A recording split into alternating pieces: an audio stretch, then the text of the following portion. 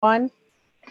I just want to make sure that the date of 2/27/20, that's not a typo, or is that correct?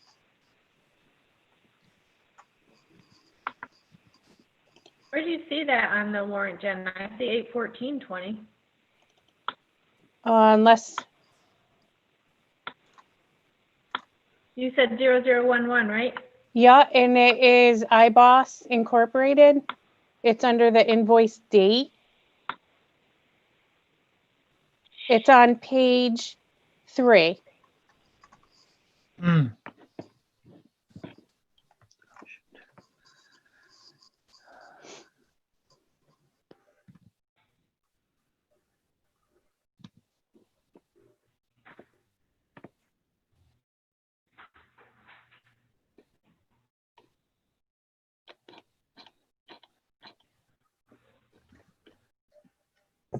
I'm looking at it Karen, can you sideways. see it?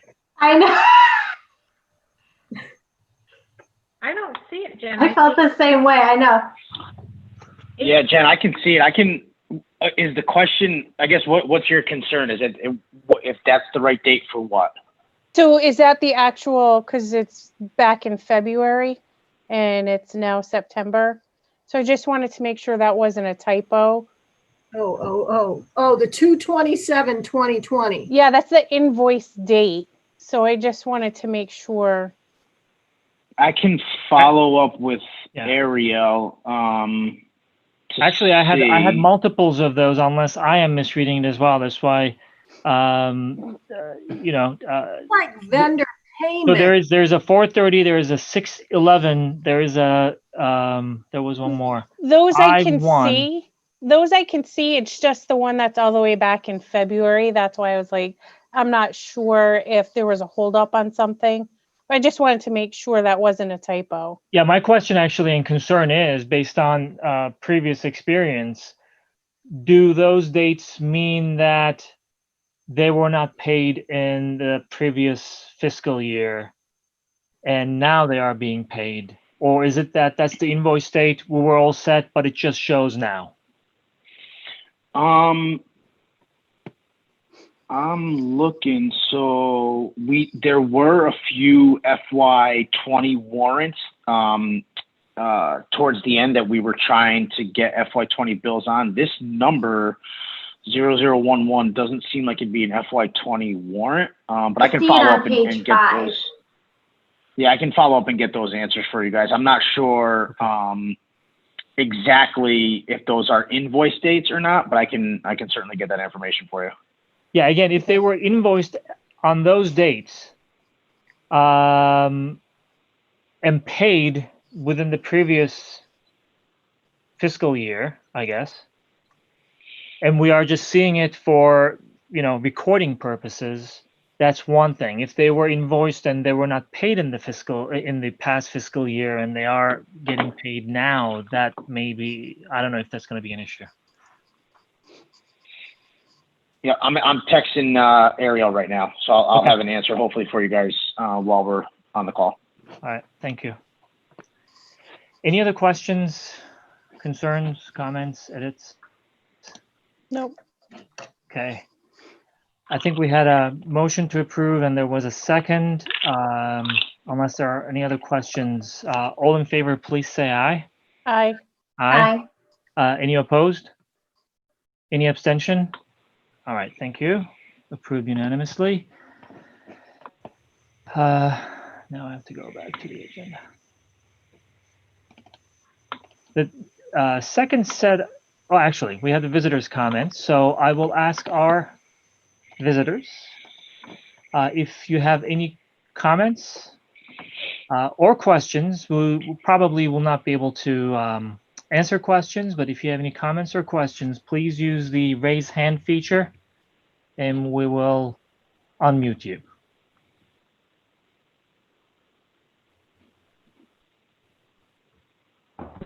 I'll just give it a few seconds in case there are folks who are not familiar with the feature. Okay, no comments or questions from our visitors today, it seems. Okay. All right, well, thank you all very much. we're going to continue with our agenda. Next, we have our new business, which consists of several votes and some information related to COVID-related grants. This section will primarily be driven by Carol and the team's input, and then we're going to have 4 votes, as I mentioned, after the first 4 sections. Take it away, Carol.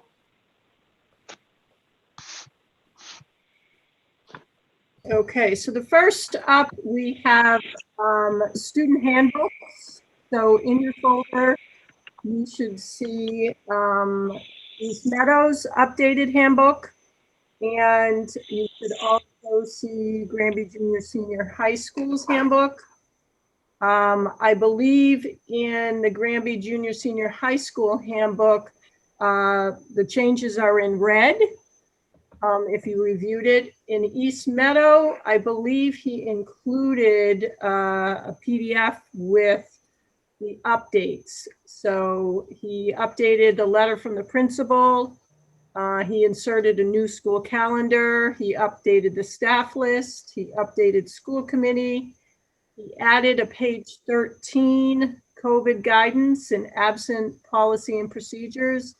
He added a page 22, marking periods updated, and pages 35 to 36 are face coverings. So those are what he's updated in the plans, in the handbooks, both books. Now for that one, we don't get the actual whole document to look at. No, you had the, I believe they provided you a copy in the folder of both. It says elementary handbook. Okay. It doesn't say East Meadow, it And says then there's elementary. copy of student handbook and copy of employee handbook, and then update. Okay. Handbook. Yes, I see it now. Yep. I did have a question on the, now I'm questioning which one. I wrote down student handbook, but now I'm thinking it was potentially the junior senior handbook. On page 13. You think high Which school one, one? which document High are they, school, sorry? I didn't- believe high school, page Okay. 13. Now All right, I'm thank you. scrolling trying to find it. It is high school. Did you notice it too? Yes, I did. Okay, so it says who Coney, they Yes. are unable to. I was like, wait a minute. I think that's, of Convey. course, your eyes are crossing after reading all this stuff. You're like, wait a minute. Where on, where? Page 13 under high school academic attendance policy. Okay, so we'll make sure that Ally, It's the third highlighted paragraph. There's so Ally's on the call, so she will, I'm certainly sure she's. Oh, it should be who cannot. Or who.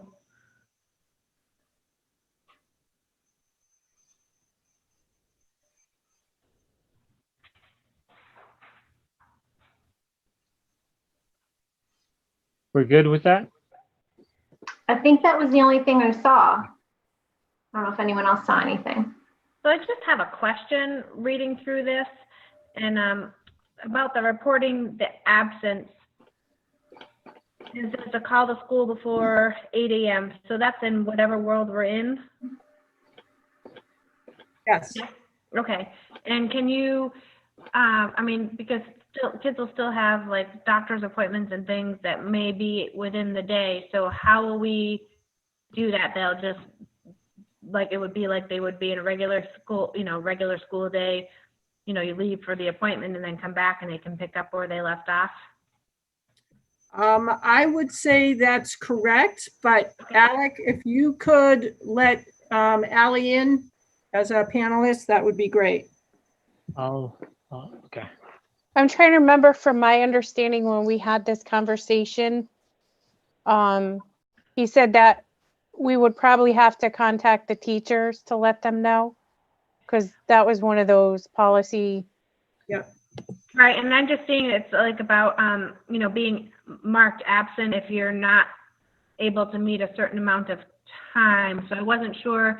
I don't remember that being the case before, if your student was pulled out for, a couple of hours, if they were flat out marked. So I just wanted to make sure that we were in line. So that was all. Okay, well, Ally's on, so Ally, she, go ahead. Hi, good evening, Hello. everyone. Good evening. Yes, it is in line, Ms. Bartos. The students, I believe those were the requirements that came out from the state, some language around it. So I just Okay. took it right from the state. I think there still needs to be some work, but yes, so if we have a student that has a doctor's appointment, it would be very similar. You know, they would call in if they needed to be, if they're going to be out absent for the day. As I believe it stated, they had to be 3 hours in order to be marked present. So our teachers are taking period attendance at the high school, at the junior high school. So no changes really. We're going to do the best that we can to make sure that it's similar to what it was last year. Okay. There's an add-on on Google that does the attendance automatically now too. Yeah, we looked into that, Audrey, and I believe that I want to say that we did look into it. We were not able to use that. I think Steve's probably texting me right now. I can't do both. Sorry. I believe Steve, we looked we can into actually it. get Steve to the side too. So hold on. There was some holdup. I know the Google Classroom can sync to our portal, but there was an issue as we were recording it in Rediker. I can't remember what it is. There's a lot of behind the scenes stuff when it comes to recording attendance. So if Steve can probably speak more to it than, or Stacy, I can see she's on too. Hi, all. So the reason for the attendance has to be done in the student information system for state reporting purposes. The state is now requiring us to report both virtual and hybrid attendance moving forward. So putting it in Google doesn't feed into the state's portal to capture the attendance as we're moving forward through the year. So that means attendance has to be captured manually, as we always did. Is that? Yes. Okay. Yep. So attendance is the same process. Yeah, I do think as we're exploring the Google feature, Audrey, I do think we might be able to use that in some way, but it's still right now going to have to be hand entered into the portal or into the gradebook for Rediker. Yeah, we're doing the same. We're just using it as like rather than us have to constantly be like, oh, who was here? Like Yep. we can just print that out and then go back and fill Because it in. it pulls the attendance of whoever's on the Zoom or Google Correct. Meet. So, Yeah. so we've talked to teachers saying that they would have that, but then it would have to go in. We're hoping that Google and Rediker kind of start talking and we could eliminate a step, but we're not there. Certainly we're not there yet, but hopefully down the road. And I know Rediker and all student information vendors and companies are working on new processes from DESE. So we're waiting some more guidance on that. And I know Stacy's been on some of those calls. And but yeah, hopefully we can make it a little bit easier on teachers. But so then to clarify, if my child is going to be absent or had an appointment, would I actually want to call the office versus the teacher if it has to get put in through Rediker? Or I would say if they're going to be absent for the full day, then you should contact the office. If it's just one class that they're going to miss, you can contact the teacher because our feeling is too, the teacher is going to be able to provide some things that they might be able to make up that time even later that day and get credit for the class, similar to what we've done with like our application for attendance recovery. It's just happening in real time. Carol, would that be the same for East Meadow? Because there aren't periods, so I wasn't sure. Would we also report to the teacher if it was just for an appointment, or would we still go to the office? You're muted, Yeah, Carol. mute, Carol. I think Bill just jumped on to speak to that. Bill? Yeah, I was trying to get in. Alex just let me in. Thank you. So at East Meadow, if you're going to miss part, and we'll send out something with the effect of this, if you're going to miss a class, of course, you're going to be with that teacher all day anyway. So work with the teacher to make up the work. And that's the biggest thing, is making sure that the work is made up and any instruction is made up. And we're going to try to do the attendance on a weekly basis so that we can keep track of that, because we understand that there's going to be some families that can't do the work right away while it's given and when it's assigned. So we'll be working with families, and we'll have some parameters around that going out with our first day of school paperwork.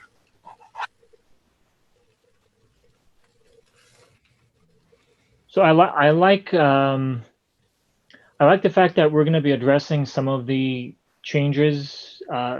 They may even sound like exceptions, but they're important.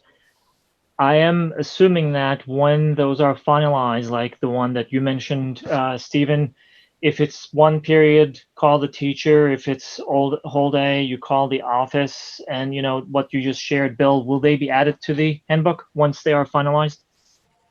Yeah. Yeah, and ours will be added under the COVID information because it's going to be for mainly this year only. Yep. Yeah, same with ours. It's going to be added there. And then, you know, like I kind of alluded to, we're hoping for a little bit more from Redeker. So like that's part of what we're waiting on too, is to figure out like what steps people are going to have to take so that we're hopefully only providing that information once. But yes, we'll certainly add it. Great. Any other questions on the student handbooks for either school?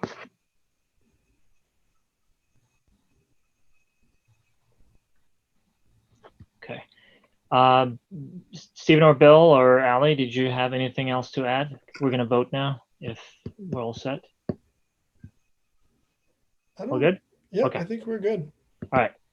So with that, may I ask for a motion to approve the updated student handbooks for East Meadow and Granby Junior Senior High School? I'll make the motion. Thank you. So Jen made the motion, Jacqueline, and Audrey seconded. All right, any additional comments or questions? Okay, all in favor to approve the updated student handbooks, please say aye. Aye. Aye. Any opposed? Any abstention? Jen, did you approve? Bartos? Oh, yeah. Yep. Okay, all right, good. All right, so it was, they were, the updated handbooks, student handbooks were approved unanimously. Thank you for that. Thank you, Stephen, Bill, and Allie, and Stacy. Now, moving on to the second handbook, the employee handbook. I think, Carol, you're going to be speaking to that. So Allie's been working with Jacqueline on this, but we have added the mask policy to the handbook. And I believe that is the only thing that was added. So everything else is the same from last year. The only thing you'll see is the section on the mask policy, which we will be voting on that next. So I do have a question because this is for this year, and under hours of work, it does talk about open house and parents' night. So it's part of the handbook, but I didn't think, we don't have any of those dates in the calendar, and I didn't think we were necessarily doing those because of the COVID thing. So I just was wondering, do we need to tweak that in just verbiage for the handbook for this year, or does it matter? So that is something that is going through negotiation right now. There, Okay, sorry. you know, there will be some form of open house.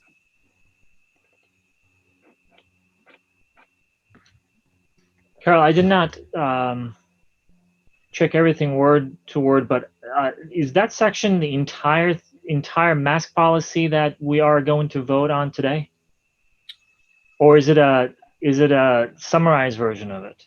No, the only thing I think is not all of the pictures are in there. There's, you know, just the one section of pictures.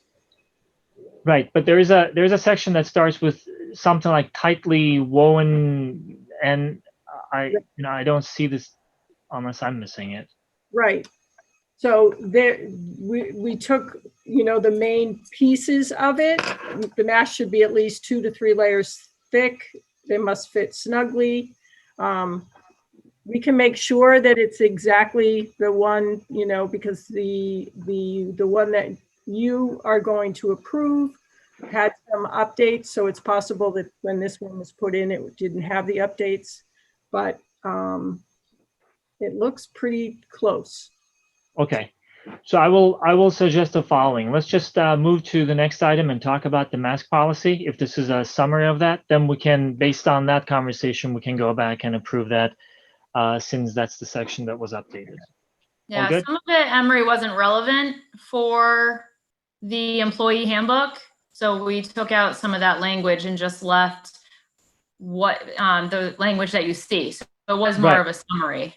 I'm only, and then that's good clarification. Thank you, Ali. I'm only thinking procedurally, we're calling that section the mask policy without approving the mask policy, which is a little more comprehensive than that one. Once we approve the mask policy, we can say that this is actually taken from the mask policy, except for that particular section, and that would be all fine. Okay. Okay, so tabling that element, the employee handbook for a moment. Moving on to the next item on the mask policy, which is what we had seen before, but this one is more elaborate than the last one that you have seen. Can you give us some background on this, Carol?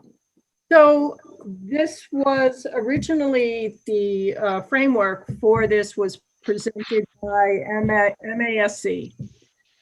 We then took it and we worked, Nancy Jenks and Dr. Tom Wodinsky worked on this along with me to make sure that we were identifying, you know, what is a good mask? What does a good mask look like versus, I mean, what is not a good mask and what is considered a good mask? So that we had both examples there for people. So people would know that gaiters aren't considered a good mask, that bandanas don't provide the coverage necessary, and that masks with valves are not considered acceptable as well. And so we presented this also to the health and safety team. There were recommendations from both the Board of Health and Dr. Tom in making sure that, you know, we put in pictures so people could see what, you know, the different masks look like. And I have a question on that. Yes. Because one of the pictures on there is a, for lack of a better word, disposable. I'm not sure if that's the right word for it, but then there's the line in here says mask should allow the individual to breathe without restriction and should be able to be washed and machine dried without damage or change to shape. If you're wearing a disposable mask, it does not meet that requirement. Although when you look at the row of pictures, number 1 is a disposable mask. So it meets our criteria, but the verbiage precludes it. But if you go further down in that paragraph, it says individuals may also wear surgical, so that would be considered a surgical mask, N95s or K95s if they so choose. So it is an acceptable mask, but if you're going to wear a cloth one, you need to have a cloth one that has 2 or 3 layers and is machine washable. So. And the disposable ones also aren't necessarily 2 or 3 layers. It's one. I know it's considered a surgical mask. I'm hung up on the semantics because I don't want it to be. I don't know. Does anyone else An issue if somebody wears that type of mask, and is that right, your like concern? Can it be held to the letter of the law? Like, does it actually? Because those disposable ones, I don't think are considered surgical ones. Nancy, do you want to respond to that? So there's different types of surgical masks. The ones that they are producing do meet some of the criteria from the studies that we're seeing. Again, if we're going to get technical and get hospital grade, masks, especially with all the different types out there, it's going to be challenging for families. So the ones that they are providing that people can buy in the grocery store or online do provide some protection. But our main concern was the ones that, if people are getting the fabric masks, are that one layer that doesn't provide any protection against, air particles like the gaiters, the bandanas that just kind of hang and don't provide that close-knit seal around the face. Those were the major concerns that the Board of Health had brought up and had been stressing at the meetings. And they had also addressed at our last Health and Safety Committee meeting when we were going over the policy that they felt that people should have the option if they wanted to wear surgical KN95 and N95 masks. So that's why that was put in there under the request. Nancy, thank you for that. I think what I'm hearing, and let me see if I'm hearing it correctly, if there are some types of surgical masks that are single use, designed for a single use, in our policy, the way we read it, it is saying that masks should be washed, which is great, and then machine dried. Awesome. Are there any types of surgical masks, especially the one that is pictured on that policy, that may not stand washing or machine drying? From my understanding, surgical masks are one-time use. They're not meant to be reused multiple times. When we refer to the washing and drying, that's for cloth masks, not for surgical masks. So my question then would be, should we have something in the policy that states that if they choose a surgical mask, that it's a one-time use and should be thrown away? Jen, is that what you're thinking? Well, yeah, it's just the semantics of it, the way it's reading right now. I mean, if we're the people that are supposed to be like voting on this and it's not clear to me, then I don't feel like it's necessarily 100% clear to other people, because it to me, it feels like it's contradicting itself. And, I understand the intent of it, but I just want to make sure that, can we add verbiage in there that says that those, clearly calls out those disposable masks? Yes. Because it just, I don't know. So if we, Nancy, would it be okay if we added something that says the one-time disposable surgical masks cannot be worn again, or something like that? Or just say One-time use. One-time use surgical. Yes, we can correct that. Okay. So what would be? I'm really good at it, though. Pardon me? I said I don't mean to be a pain, but I'm really good at it. That's not pain. That's actually good clarification. It would probably help all of us, especially folks in the buildings in the future, if there is any concern or any debate over what type of mask folks are wearing. You can add that to say you may also wear one-time surgical masks. So one-time surgical masks should be disposed of after that use, type of thing. Okay. Yes. So that would be the amendment then to that policy that was presented, among some of the other things like the pictures and all that. Let me add a quick word on this one.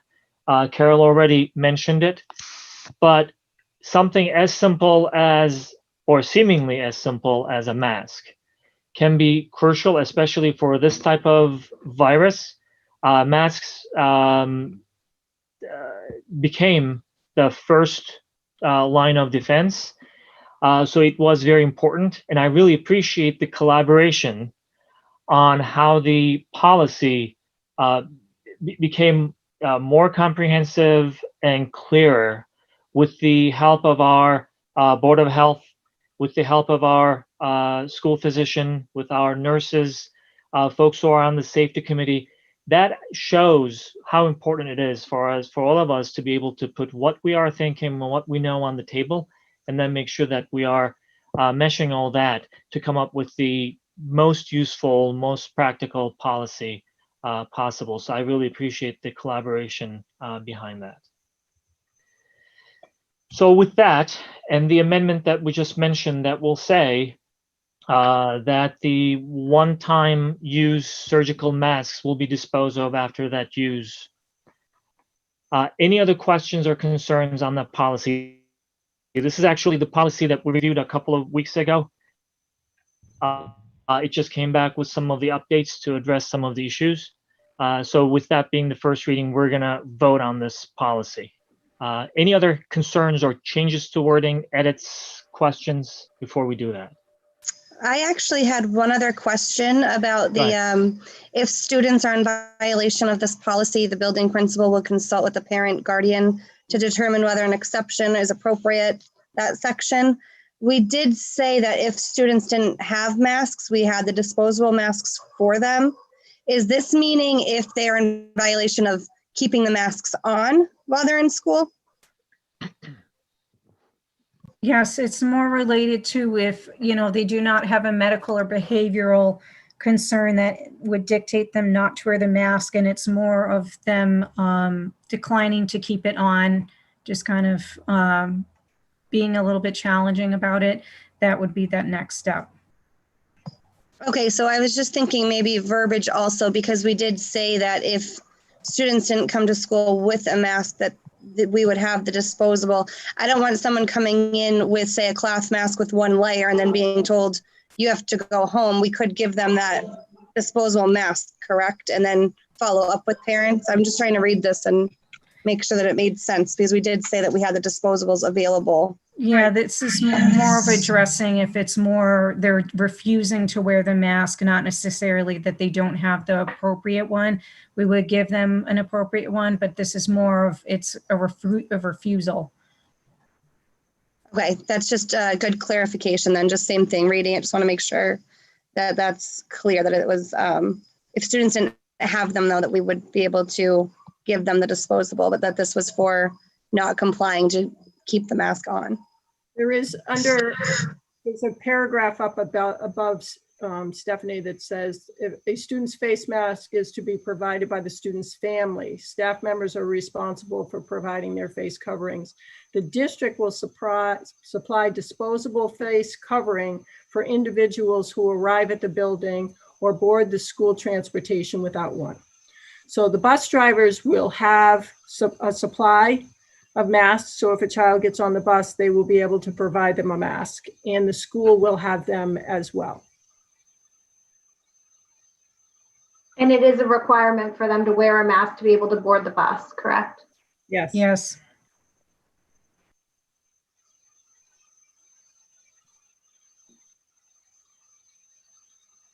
Is that written?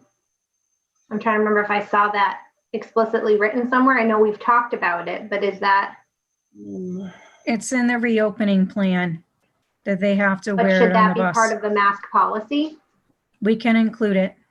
It says it in the paragraph above. A face mask that covers the nose and mouth must be worn by all individuals in school buildings and on school transportation. Okay. So it is there. I got to admit, my eyes are going cross from reading all the different things. I read something and I think it's in one thing, but it's in another. Or my apologies. I just read the same thing. It's like, oh, does it say it there?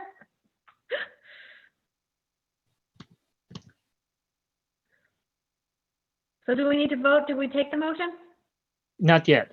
So we have two amendments. The first one was related to one-time use.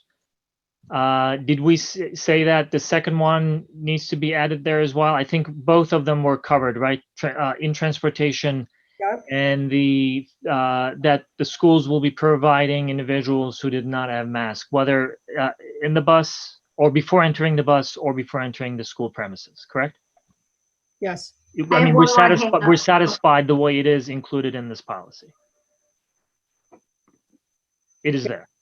We added individuals may also wear a one-time use surgical mask, which will be disposed of after use. Okay, so that's the only amendment so far. That's what I'm saying. Yep. Okay. So I have one more question. Second paragraph, face shields or plexiglass barriers may provide an alternative in some instances, or full remote learning is another option. So are we saying that they can consider using face shields or plexiglass barriers? I know that we're talking about our specific kids, but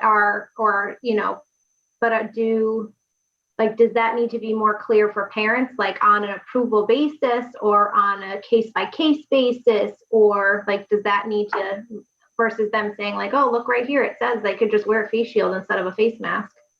Well, they would need the exemption from their doctor. So the doctor would have initially provided the recommendation that we need, that the child is eligible for not wearing a mask. I think the face shield is, so at least they have some sort of protection. Or if a face shield is also too restricting, then a desk, plexiglass desk, Carol. But the way that this is worded, I'm wondering if like anyone thinks that they could read that and qualify for it. Do you know what I mean? I hear Versus, am I reading into it too much maybe? But well, I hear what you're saying. It was the same thing that I got. It comes down to the semantics, but we want it to be particularly clear so that it's right. There's no misunderstanding, I think. Okay. Well, they would, first off, they need a note from their doctor. So they would have had to go to their doctor, and the doctor would have had to determine that, that they need wearing a face mask is unsafe for them. So I think it starts, with that. So on the sentence before, for individuals where a face mask is unsafe, a mask exemption note but face shields or plexiglass barriers may provide an alternative in some that exemption for these students. Like, could we say, like, to loop it back to that it's going to for these students? I don't know. So like how about this? Go ahead. I was going to say may provide an alternative as the exemption, as the, just to tie it back. Yeah, we can say face shields or plexiglass barriers may provide an alternative in such cases of exemption, period. It seems like the rest of that sentence is basically our way of saying, if you are refusing to wear masks the way it is defined on this one, then your other alternative or the other option is full remote learning, correct? So maybe we want to just split them that way. That is, I like the fact that we are saying there is no way you can be in the building without abiding by this mask policy. And the alternative would be not being in the building. Right. I just want to make sure it's clear that it's not just anyone that so chooses. Yeah. So if we can, if we can amend that to say face shields or plexiglass barriers may provide an alternative for such exemptions. But it's right in the sentence right before it. Doesn't tie back. It is, but like I feel like I want to make sure it ties back into that. I agree with you, Jen. So here's Nancy's been typing away as you all talk. So for individuals where a face mask is unsafe, a mask exemption note from a physician is required. Face shields or plexiglass barriers may provide an alternative in some instances for those students with medical exemptions. Full remote learning is also another option for these students. Perfect. I like that. Awesome. Thank you, Nancy. Thank you. Cool. Are we? We're good. Yes. So now can we have a motion to approve the amended mask policy? I'll make the motion. Okay. Audrey made the motion. Is there a second? I'll second. Okay, thank you, Jen. Any other questions, comments? Okay, I guess I have one question just about mask breaks. Are those, that's not part of the mask policy, but is that somewhere that I'm missing?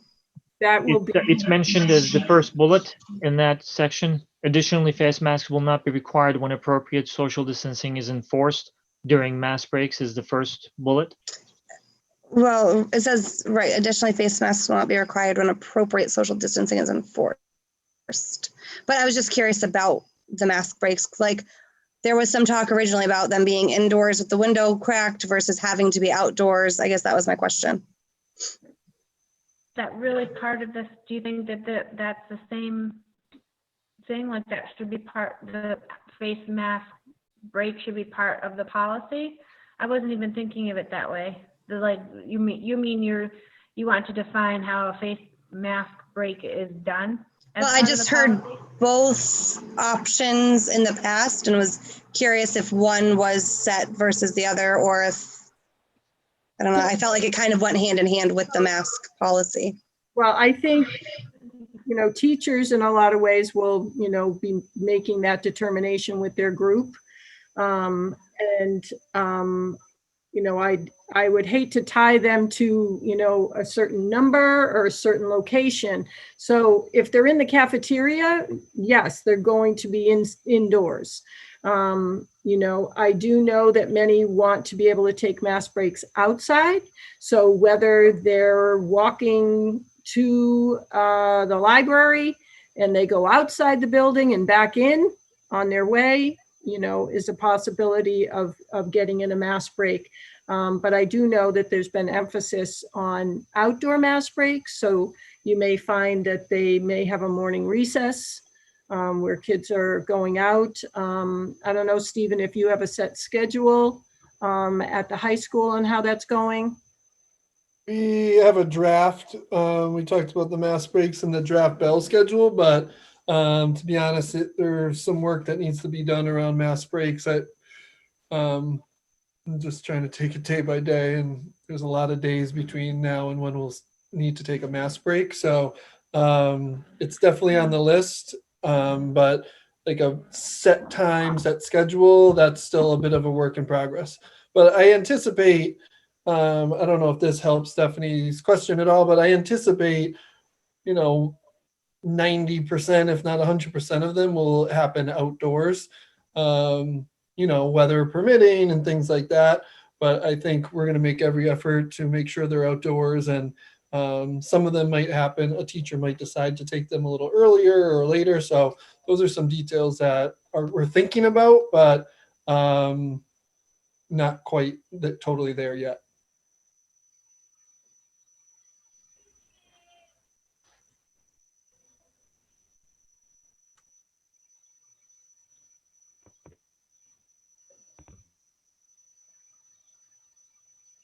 Emery, you're on mute.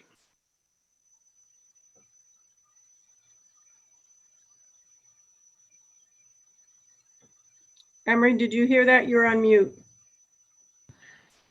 The irony is I was telling Stephen that he was on mute as I'm on mute. So, even more irony, I was saying, I think everyone's on mute. So what I was saying to Stephanie, that this is a good question, but what I'm hearing is that we still have some additional work to do on the mask breaks, and we can incorporate all that detail in there as it becomes more clear. Is that good?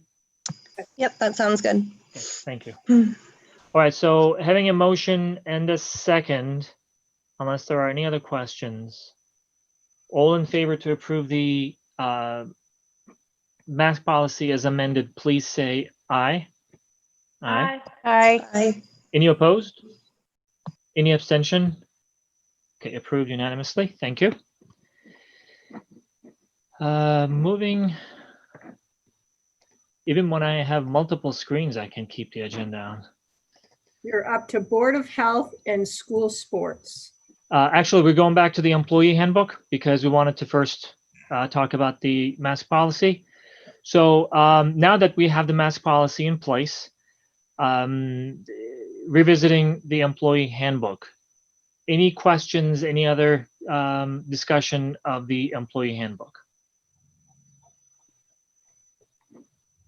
So the part that's in red there is what we just, essentially what we just approved, so it's, right? A little less than that. That's a good question. It's a little less than that. It's a abbreviated version of it. I had it, now I can't find it. So on page 23. Thank you. This also has our most updated calendar in it, correct?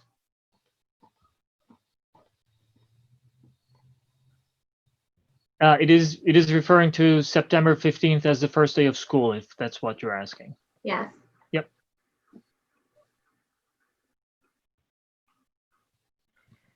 So one thing, does it matter? I don't know, maybe it doesn't, but we only have the Gators shown here as unacceptable. Should we have the picture of what is acceptable in this one, in the employee handbook, maybe?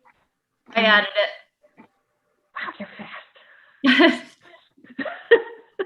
We just like to hit the checkbox on a lot of these things. Perfect. We're editing as you're talking. Pretty fantastic. Can we just put something on top of this section that this is directly from now an approved mask policy, and the full reference should be made to that mask policy. This is good that we have that section in there, but if we can add that there is actually a full mask policy that is a little more elaborate than that one, that probably should solve the problem. Would you be okay if we just embed the link into it? If this is an electronic document, sure. I mean, I have no problem having that section in the employee handbook. It's good. It's, there are some visuals, but there is more now and more clarity on the full mask policy. I think it's good practice to refer to that one. I think if to refer to the full policy, please click on, that would be. Agreed. Or Ellie, you can link it to the word the policy, this policy, and just link it. Okay. Any other questions, comments, thoughts, suggestions?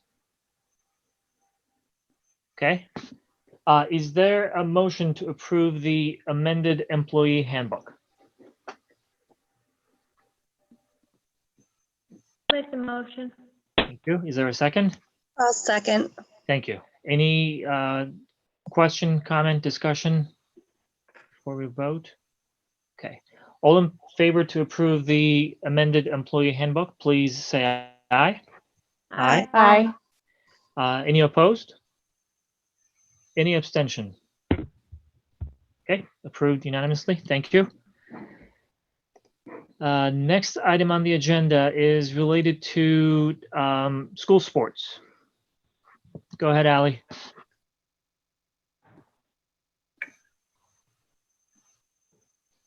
Okay, so I don't know where you want me to start.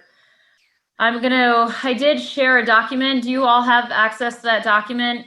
It was a one-pager. I tried to keep it short and sweet. Yep. Okay, so I've had multiple conversations with our coaches in the past few weeks. I did sit on the Board of Health meeting last week. Allie? Yeah. May I just ask you to maybe take one step back and just for everyone who may be watching or who will later watch, can you just tell us what the issue was, and then we can talk about how it came to this resolution? Sure. So the Board of Health, when we went red in Granby, they held an emergency meeting and they shut the fields down in the town for all sporting activities. And that included our sports at the high school. So we had some steps here in order to get the ball rolling in regards to supporting fall athletics at the school. And the first step was meeting with the Board of Health to have them rescind their statement about the field closures. We met with the Board of Health on two separate occasions. The first one was an item discussion in which we talked about it. they had some information that they were discussing, and I supported some of that information, some rumors, things that were out there that I kind of clarified and provided understanding on. And they appreciated that. They heard us out. They wanted to know what sports we were going to be offering, what guidelines we're going to be following. To be honest, there was a little bit of back and forth over it. GAA also sat on that. As you know, GAA is our feeder program. Meg Slozik was on the meeting with us, and she was amazing.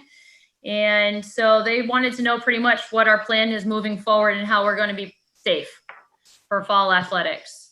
So to separate GAA and our athletic program at the high school, I explained to them with a document that I shared with all of the guidelines that were outlining the guidelines for those individualized sports. So for soccer, boys and girls soccer, for cross country, for volleyball, girls volleyball, for golf.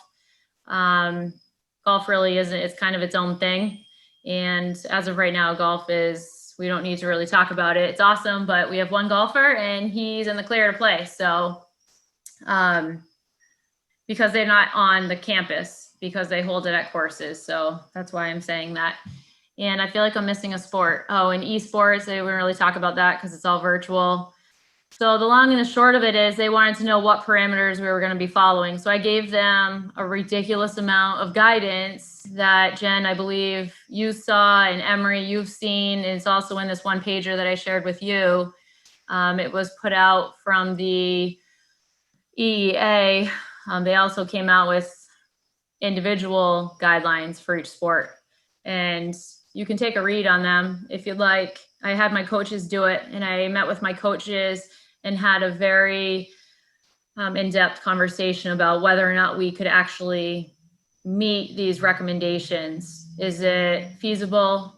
Is it realistic? Is it something that we can honor? And I appreciate their perspective on it. So I guess my questions for you outlined in the document is really hard, like to only have one screen here. I'm used to seeing 3 screens. So I'm just going to minimize all you and I'm going to look at it. So you have in front of you the MIA guidance. You would need a few days to read through all of this, the youth and sport guidance, the individual specific sport guidance. So I'm here to look for your support in moving forward boys and girls soccer to play this fall. We do have an option to postpone the season, but it's taken a huge gamble. And what I mean by that is the season that they're proposing, typically we're battling snow on the fields until April. We know in New England, we can get snow in April. So it's a gamble. It's certainly an option. After speaking with both of my soccer coaches, actually all 4 of them, they are in support of moving forward with playing this fall. And there's other things down below this chart I'm going to talk about too, because it goes into detail, and I think that's what you want. Cross country, after pretty lengthy conversations with our cross country coach, we've made the decision to postpone the entire cross country season, and I support that decision moving forward. There's decisions and there's reasons behind it that I don't want to go into detail, and I would respectfully ask that you honor that. I'd certainly be open to it though, in a conversation, Emery, with you, if that would be okay. Girls volleyball, the Board of Health supported girls volleyball, only outside, which is great and everything. We can't go to East Meadow because the court is not full size when they built the new school. It's only big enough for elementary students, which is okay. We practice over there, we appreciate it, but they supported girls volleyball being played outdoors only. So after speaking with Coach Zach, he decided that we would do practice only and move our season to fall 2. There's a story behind that, as you know, being on the school committee and the members that have been part of the school committee for the past few years, we're a new program for girls volleyball. And this year we went varsity. I don't want to lose that status. So we would like to move to fall 2. So we're looking for your support in that. And hoping that we'll be able to play in the gymnasium at the high school. If it's not an option, I'm sure I can phone a friend and get a court in Holyoke or another surrounding school, pending whatever this situation looks like down the road. We talked about golf. There's really nothing else to really talk about it. We're playing as is. We co-op with Hopkins Academy. And so they're the host school. So we play by their rules. As long as the parent is okay and as long as the school committee is supportive of that, they are hosting their golf season. So our one golfer could go to 2 possibly this year. I'm not sure of the interest yet, aside from that one we've had for the last 4 years. But we are going to move forward with that and play this fall. Esports, we don't really need to talk about that. They're awesome. They've been still playing. They actually made playoffs, and I think they just ended this past week. And unified basketball, I threw that on there just because I don't want it to be a surprise. The school committee approved that to start a few years ago. And just so you know, they have already made the plans that it's going to be practice only. So we would not be traveling outside of Granby. We would just be practicing at the school. And that's a late October start date. So I didn't want to put that on the school committee agenda to talk about again. But so I'm going to scroll down on this document. Quick question, Allie. You said cross country was a no? Yeah. Because it's listed on here, play fall. Oh, you might not have the updated one. Emery's the only one in the document right now. Oh, yeah, I thought everybody received a link to that document. Yeah, it's a live link if you're I'm on what's in the folder. So if I open it with Google Docs, because a lot of the policies, if I try to open it in Google Docs, it doesn't open it the same. So if I open this one in Google Docs, it should be the live document. Audrey, I'm going to share it with you. Jen, I'll share it with you. Miss Malone, I'll share it with you. Please. And so it's different than what we have, because I was going to ask the same thing, Audrey. Yeah, if you're not seeing, cross country says postponing on this one that I'm looking at, which is the live link that Allie had shared. Who am I missing? Audrey, Jen, and Stephanie. Stephanie, sorry, Stephanie. Pop right up. All right, here it comes. Okay. And do you want me to move on, or do you want to look at it? No, you can keep going. I was like, wait, something's not right with the document that I have. Okay.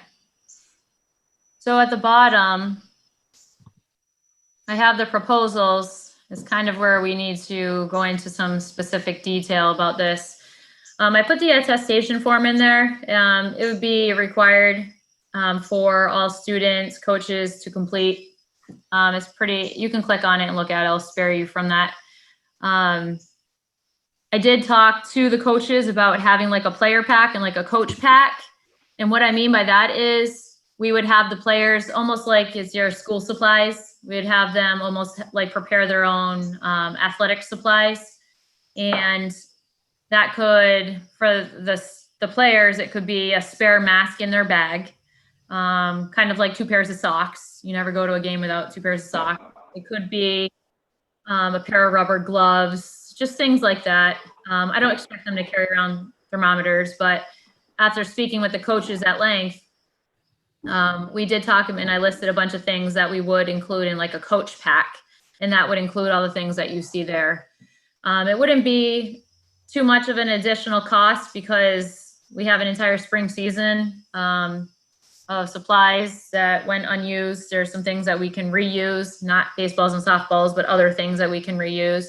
I did speak with Nancy though. We would have to probably borrow some things from her and then replace those, only because of the time frame here. We're on a bit of a, we have about a week before a lot of these sports would be starting, specifically soccer. So I have put a tentative order in with Betsy over at Holyoke Sporting Goods, and with Nancy. We talked about these things, and because we have a lot of them in stock in the district, we talked about just replacing what they had because they already had it, and she was on board for that. Like a reversible pennies, we would be buying those. Thermometers, I see you're probably wondering about that. The coaches did agree, as long as they didn't have to touch the players, that they would take their temperatures before going out to practice. and we ordered a lot of soccer balls. And you're probably wondering what what do we mean by will go in shed to get sanitized by fog COVID killer. And I mean that jokingly, and it's not really funny, but we have a red shed in the back of the school that we use for all the fall supplies. That could be corner flags, soccer balls, cones, like a lot of those things that we all put in there. So we do have that spray cleaner, the COVID killer spray cleaner, I call it. We would be able to use that and spray that and kind of fumigate it almost and leave it in the shed until the players would return the following day, because it needs like that 5 solid minutes there to, kill bacteria. So Allie, that's for some of these sports, especially soccer. There are new rules intended to minimize interaction and, no tackling type of thing. And, you're not supposed. Two things come to mind. One is what did our coaches think about those restrictions, especially from a perspective of being able to comply with those. I mean, are those really, it's nice that it's on paper and MIA gave it to us, but are those really, will those be easy to abide by? Yeah. And I say I had that conversation with them and multiple times, and it's not always about the competition, the season and winning. And I'll explain that comment to you in a little bit, but certainly they agreed that they could do it. And if that means spreading them out in practice and having an attendance log and, making sure that they're sanitizing every water break and doing those things, and they have their masks on when they're closer in groups. Certainly, I think when they first read it and read the changes in the game, of course, I was a soccer coach for years myself as well. And it does change the game completely. It takes the fun out of the game. Like you can't do head balls. It certainly takes the fun out of the game, but it's not just about winning and competition. And I 100% get that. It's about the whole athlete, the whole child, and just being able to give them structure, some type of activity, I think is so important right now. And if we circle back to how we were all feeling back in, gosh, I feel like this was March 13th was like the scariest day ever, right? How we were all feeling in March and April and May and June, to be able to provide some type of structured practice in a modified season of games, to potentially only traveling within a 15-mile, and I'm just throwing that number out there, radius to play other schools, seems a lot more safe and appealing than a lot of the other, traveling to Franklin County or traveling, an hour and a half to play another school. But yeah, I get it. And it takes a lot of the fun out of the game, but the coaches committed to it. And I asked them if they were not able to do that, to just let me know honestly. And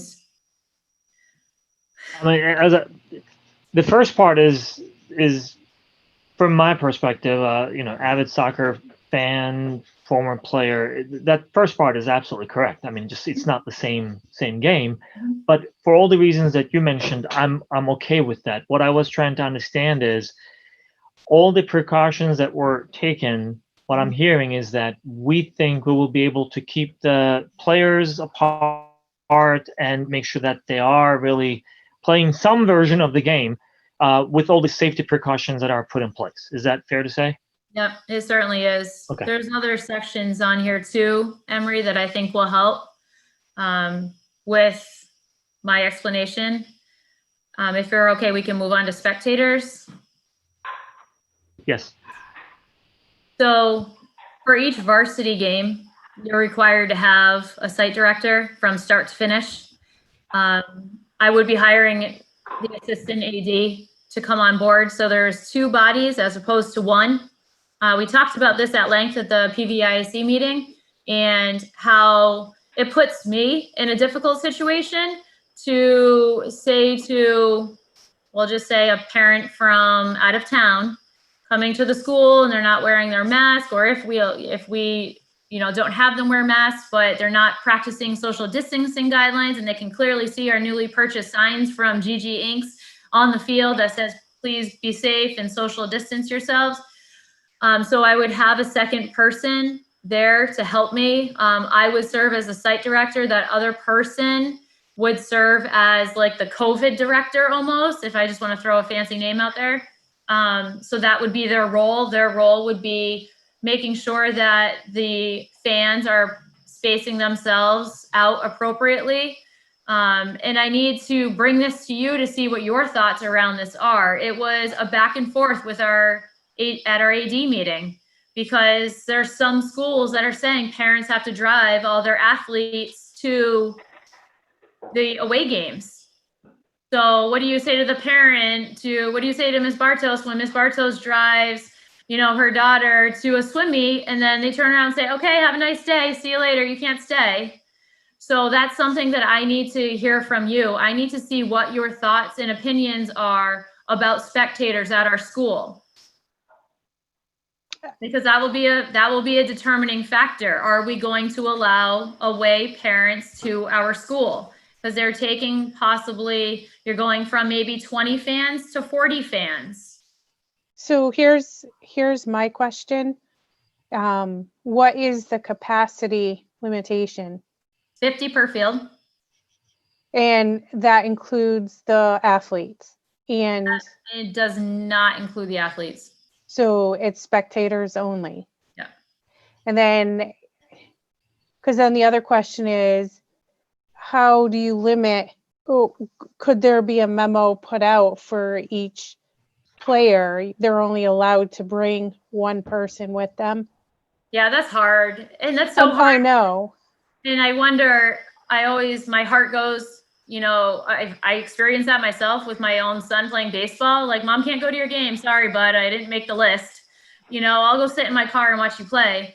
But there's split families that we have to consider here. And I would feel confident saying that I know my families enough to say that I could have those conversations with my families confidently and say that we need to practice our social distancing. I'm not worried about my families at all.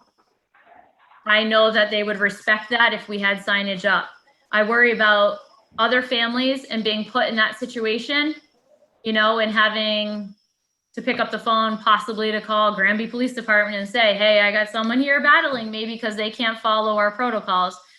But so here's the other question. Collaborating with the schools that you would be doing games with, could we all get together and make a policy so that everybody's on board if you're going to the games? Yeah, it sounds like you must have been a fly on the wall, Jen, for that meeting I was on, because and I didn't want to say this yet, but there is a proposal out there for a bubble. Okay. Now, what I mean by this is everyone has an alignment into a league. Okay. All the schedules have been wiped out. Okay. All the scheduling that was done already last spring, that has now been gone. So they're proposing, and they have not made a final decision because there's still 3 schools that have yet to meet with their school committees. We're one of them. Chicopee is another, and they have 2 schools, Chicopee Comp and Chicopee High. And there's one other one, I forget what it is. But once that decision is made from the school committees, they can take all those schools and the schools that have approved fall sports and what sports they were and put those in a bubble. So that means that instead of us playing Gateway in boys soccer, us going to Springfield to play Renaissance, girls soccer, us going to Mount Everett to play vice versa, like all those schools, we would only be playing schools in our bubble. So that could potentially be Belchertown, South Hadley, Chicopee, all the schools within a certain radius. So that's the bubble proposal that they're talking about at length. And I pushed a little bit last week on them to say it'd be really nice if you made a vote on this right now, but they said we can't until all the schools committees have made their final decision. So yes, 100% agree with you that moving forward, I would like to, if all the schools in that bubble were to agree, it would make everybody's life a whole lot easier. But isn't everybody going to be in the same sort of situation? I mean, no matter where you go. I mean, like for root soccer from GAA, we just got our rules and it's only one parent per game, and some fields apparently they're going to be having you check in and, you know, take information for contact tracing in case there's a problem. So it's not like we're alone in this, but it's just, I feel like everybody's going to be on the same page. And I love the idea of kind of creating some type of a policy so that we can do that once we get going. But I guess I'm naive in the fact that I feel like there was going to be.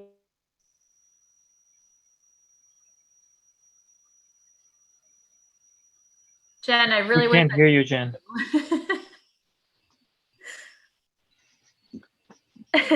You know, Alex censors foul language, so. Honestly, I think I might have hit a button by accident. Sorry, Jen. Oh, so I was cut out? Jen. I don't even know what I said. It's all right. You were saying that it's a good idea to have a policy for everyone to follow. Yeah, but because I guess I'm naive in the fact that I think that people are going to give us a hard time because at least the kids are getting to play. It may not look the same, it may not feel the same, but at least the kids are getting to play. So, I mean, I don't know what was heard or not heard, but like everywhere is getting the rules going out. So it's not like we're going to be an anomaly if we have, you know, only one spectator per athlete or, you know, spots marked off. If you're within their bubble, you know, one family can stay here and then 6 feet away, you know, we can kind of do that. But I'm with you. It's like the whole child, the whole athlete. It's like we want to get these kids back out on the field and get them feeling, because I think it motivates them to do well and so many other things. Like they want to make sure they maintain their grades to maintain eligibility. And, you know, there is something to that competitive spirit that brings out. And it's going to look different, but I feel like it's the pros outweigh the cons, sort of. Yeah, it's certainly a step, you know, and I know, like you said, it's not gonna look the same, but it sure is gonna feel good for kids to get out there and, you know, to do some type of activity. So, Allie, what do you need from us in terms of spectators? Especially that section you were asking for school committee's thoughts. What are the thoughts of, since we are apparently one of the last few school committees, what are we hearing from other school districts? Yeah, no pressure on that, Emery. So I guess like if spectators were to come from other schools, would you want them to have masks on? Because I would have to enforce that. Or is that opening a huge can of worms that I really don't want to go down? I mean, I don't want to go down that hole, but I certainly will if it comes down to it. I just want to be safe. And I think like our parents, you know, would respect, and we have that fall informational meeting. I plan to have that Thursday pending tonight with parents, and we can just, you know, reinforce and lay out the rules and be very clear about what to expect. I mean, there's going to be a lot happening in the next week, you know, creating schedules as soon as I hear who's in and who's out. Audrey? So I guess what do I need from you? I need you to say yes, for one. That's what I really need. I need you to understand that there are things that I have reservations about. Bathrooms, like we need to make sure that we design a program for cleaning, make sure that they're cleaning them, because the porta potty will not be in use. Ooh, easy get down. The porta potty will not be in use.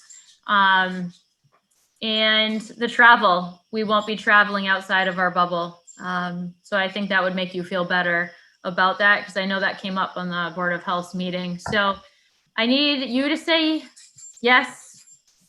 I'm confident. Yes to sports? Yes, the way yes it to is proposed? Okay. Audrey had a comment or a question. I guess it was in where you're asking your thoughts on spectators and things like that. Do we know if we're considering being part of a bubble, what other people are also considering? Like Jen was saying that, you know, other places are saying only one spectator. Like before we try to create what ours looks like, do we collectively know what other people are proposing or following? Yeah, I've had some back and forth messages with a couple of the ADs already that are in close proximity to us. Belchertown, for example, just AD to AD saying like, I know her strong opinions about it, would not support having spectators. It just takes, like I said, it opens a huge can of worms. It's really difficult to police, you know? Right, So, and then making you guys responsible for that. That's going to be, you don't need to be confrontational while we're trying to have a sporting event. No, I agree. I also do think it's a good idea, Audrey, to have, like, I think it was Jen alluded to, like having the bubble create their own group, you know, policy moving forward and to communicate that out. But I don't know the bubble yet. Like we have some idea of who it would be, but we're still waiting for a couple of the schools to figure out who's doing what. So right now, for us to say yes to sports and then the proposals of safety protocol spectators, that can come after. You just now need us to say yes to sports. Is that? Yeah, so it's mainly boys and girls soccer. I'd have to pull that screen up again. Hold on. Yeah, so boys soccer, girls volleyball, outdoors only, Yep. golf, and esports, which is really all virtual anyway. Right. So all of this is outdoors anyways. Yeah. And as long as we don't go over the outdoor capacity for spectators, and if the parents, so like if we're talking to our students and their parents and we're giving them guidelines on what our expectation is, and I think once you get into the bubble and figure out who those people are, then we can make a policy stating. So, Allie, go ahead. Go ahead, Stephanie. Go on. I just have. No, go ahead. It's not sitting well with me continuing to say like, no away spectators, that they might not be as potentially respectful as like, we know our families. I think that's a really tough line. I don't want to be putting out there at all. I think that everyone is, you know, I like to think is respectful and will follow rules when it comes to their children's sports. I don't want to single out like any sort of, if we're not doing away spectators, it's not because we're afraid that they won't behave appropriately. It would be more for do we have room for additional people? I just don't want to put out there that we're thinking that other communities may not be as responsive to rules. That doesn't sit too well with me. I'm just being as realistic as possible, Stephanie. I've been put in many situations here where I've had to deal with community members of all sorts. So no, I don't want you to misinterpret what I'm saying by any means, but it certainly presents its challenges for sure that I don't feel comfortable putting myself in situations, but I will move forward on however the school committee chooses. I am definitely, I'm open to it, and whatever your thoughts are, I'll proceed with. Could we do something where we have for the limiting that we, you know, you have to sign up to be able to come to make sure that we maintain the 50% rule? Because, I mean, we could potentially go over that if, you know, you've got a bunch of kids coming from ABC town. That's our new town in our bubble. And they come in and, you know, they follow the bus or whatever. And can we do something where it's like, you know, even for the Granby families, like you have to, for lack of a better word, purchase or sign up a ticket in order to attend, so we know who's going to be there, and then have the same thing outlined. I mean, I guess we're getting ahead of ourselves because we don't know who's going to be in our bubble, but those are the kinds of things to make sure that we keep it, because we don't want to get to, you know, spectator number 50 and 51 is walking in with them and they can't come because now we're over that thing. So that would be something we would kind of have to outline. But I don't know. There's so many questions, but I think the main event here is we want to say, we want to be able to let you do the next steps, right? So we can't even have a lot of these other conversations until we have the vote. Is that true or no? I mean, yes, I'm not going to design, a lot of the protocols are already in place, but I'm not going to design anything. I'd rather have a response first Right. before proceeding. And a lot of these things are already thought out, you know, because we've had AD meetings, you know, once a week for the last few weeks. But a lot of them are already outlined in the policies. It's just a lot of it will be on the coaches and myself for enforcing guidelines in the safety protocols. Very similar to in school.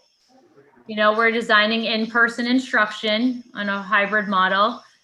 So it's very similar to that. I feel like we've been eating, breathing, and sleeping these safety protocols for the past, since March 13th, you know? And I think we're gonna continue to do that, and we're gonna have to continue to do that. And so I'm hearing two different things, Allie. One is the part that I agree with. We do not really want the students to be deprived of opportunities if there is a way for us to really allow them, accommodate them in their desire to play sports. MIAA, you know, came with this modified version, all that. It's all good. From my perspective, the primary focus in this is the student athlete, and I think, you know, there is some accommodation of that. So I'm looking at it that way. The part where I am, since, you know, you're asking for our thoughts in the following box, the part where I struggle is, now we are basically saying, since the first happened, how about the second to happen or the third to happen? It just becomes almost a chain reaction. Obviously, if we just forget the reality out there that, you know, there's something extraordinary happening, then yes, you know, parents of course should be going to their children's games and then following it and cheer them on and all that. But this is an extraordinary time. That's the reason why we're not playing soccer the way I know soccer. We're going to be playing it the way MIAA defined it. And that's good. I mean, at least it's an opportunity. The other thing is, only a few months ago, I know it just, you know, sounds like a long time, even just to do our graduation outdoors, we kept everybody in their vehicles only to go, you know, and grab a diploma and all that. We are still trying to make sure that we have those precautions. The last thing that I'm going to say is probably a little controversial, but I'll say it nonetheless. With all the examples that we are seeing, I think there is still room for us to be cautious about interactions and how folks quickly forget about distancing and masks and all that stuff. And that makes me feel uncomfortable that there will be so many people coming, and we will have to police something in some way regardless, whether it's the number or the distance or their masks or, you know, how they shout or cheer, because we know that when you shout, you know, there's more stuff coming out of, you know, your system and all that stuff, which, you know, which are part of the conversations that we've been having. I don't want to be, for instance, the term bubble, I don't want to use terms that are not the same as what we are hearing. The NBA bubble is truly a bubble. They are right there in that bubble. If you go out, you cannot come back in. You have to be injured. You go out, like Hayward, you're injured. You make the decision to go out, and then you have to wait for a while to come back in. The bubble that we're talking about is not necessarily something like that. So in my mind, it is increasing the possibility of having some interaction among these visitors to be exposed to something. Because we're not necessarily out of the woods. Just we don't want to really lower our guards. So for that reason, I really don't feel comfortable with spectators going, visiting, or coming to Granby, unless there are strict rules that they're going to be so far apart, wearing their masks, and even in that case, to a limited number. And I would not mind if the decision eventually would be, you know what, this is for the student athletes. They do their sports. And unfortunately, this is going to be 1 year where they're not going to have every single family member watching it. Again, unfortunately, I would be okay if we had a decision that just went completely in that direction as well. if there Can is we a live stream the mitigated game? version of it, I'm okay with that also. Yes, somebody was saying something. Can we live stream the games? I just emailed Allie about it. Yeah, I mean, some other. By the way, you have to give credit to Jen. That was her idea. We did not hear it from you yet. So. Whoa, we have that email ever. I didn't see it yet, Alex. Nice try. Can we do it? I think that's a fantastic idea. It really, you know. Bigger schools are doing that. She's super cute. Sorry, you guys had to. She is super cute. Yes. She is. Some of the schools are doing that. Some of your bigger schools, your Agawams, your Long Meadows. I think that they talked about it the other day, and I wrote some notes down to see what the service was. But if Alex is raising his hand right now that he wants to do it for us, then that's fantastic. Yeah, let me look into it. In the email I sent to Allie, I did offer when I come back from vacation. Yes, I'm on vacation on Thursday. I can always go out, see what it would look like for live streaming and what we might need. Equipment wise, we do have a what is it? We do have a live stream thing. I forgot the name. It's not in my head right now, but we do have a thing to live stream. We did it. We used it for our graduation too, and we can always record it while we're live streaming, so we can play it again. Obviously, when we live stream YouTube, it stays on YouTube. So, I love that idea. Thank you, Jen, for that, and thank you, Alex, for looking into it. By the way, just parenthetically, we take certain things for granted, and we think that things are the same everywhere. Just know that not every committee meeting in every town is being live streamed over YouTube, and they have this type of opportunity. So I really appreciate, Alex, you offering all that and making it available to us. So if we can do this would be awesome. In fact, this would be something we can potentially do in the future as well when this thing is over. absolutely. So let me look into some things, and I'll get back to everyone. Cool. I have another big question about transportation. I know that it says travel within bubble only, but can we use buses? I mean, I know what the restrictions and the amount of students allowed on a bus. How does that work? Yep, so it's the same transportation guidelines that were put out by DESE. It would be one per seat. I would have to do 2 bus runs for soccer. And again, we're not traveling. Here's an example. We're not traveling for boys soccer to go to Gateway. We would be traveling, I don't want to say the word bubble. We would be traveling within our radius, our new established grouping. I don't want to use the word cohort either. But we would be traveling within a certain distance, Stephanie. So we would have to do double bus runs, and it would be a lot cheaper than sending one bus to Gateway and back. You know what I mean? So we would do 2 buses, one for varsity, one for JV.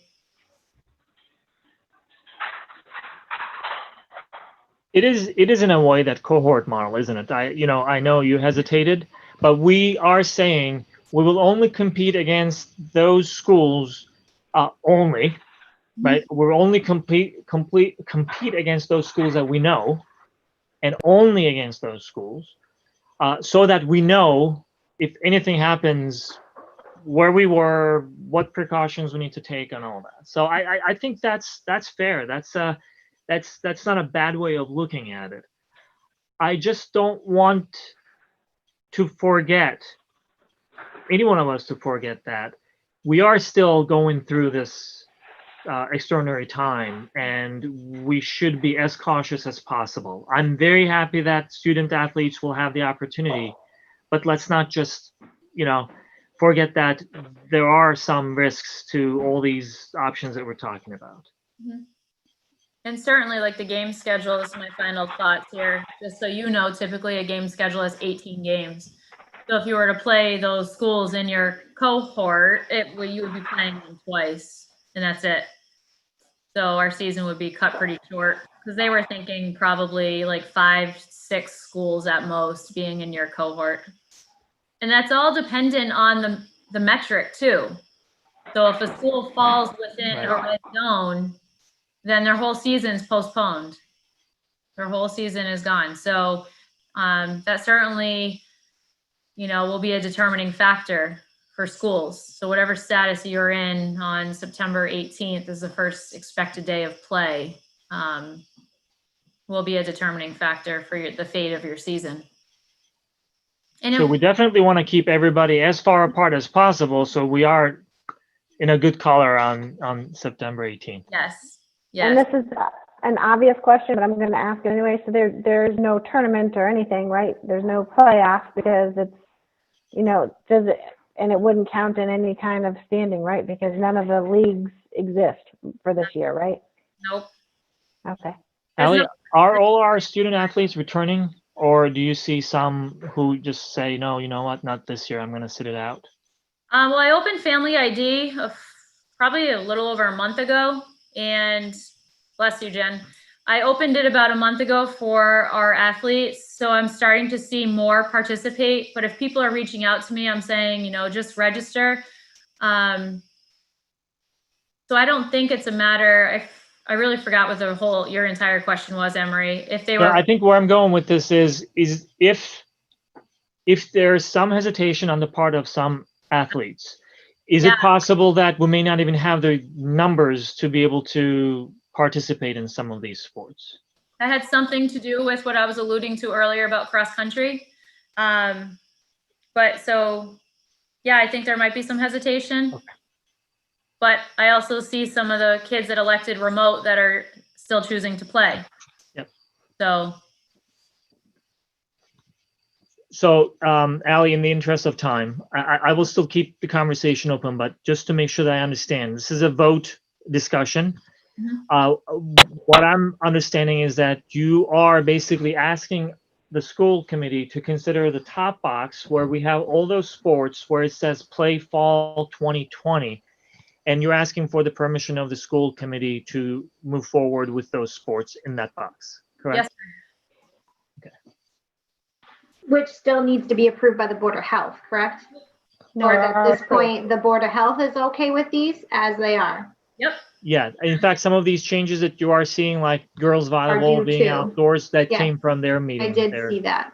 Yeah. I just wanted to clarify that part too, because I feel like if they're comfortable with it, then that says something right there to me. Do you know what I mean? Yep. Did they have anything? Wow. Does the Board of Health have any rules or guidance around spectators or any thoughts on that? Did they have any feedback? I wish I could say I remembered the entire meeting, but I don't. I was really nervous, so I don't think so. I think we may have talked about it. I did. What's in here is very similar language that I had submitted to them in the Google Doc. Okay. It really didn't come up. The biggest point that came up was volleyball being outside. That was the biggest thing that came up. Yeah. And cross country and Dufresne Park and how we couldn't meet the 6-foot width of the course and the 2 massive trees that are down on the course in the woods and being able to enforce safety protocols while the kids are running.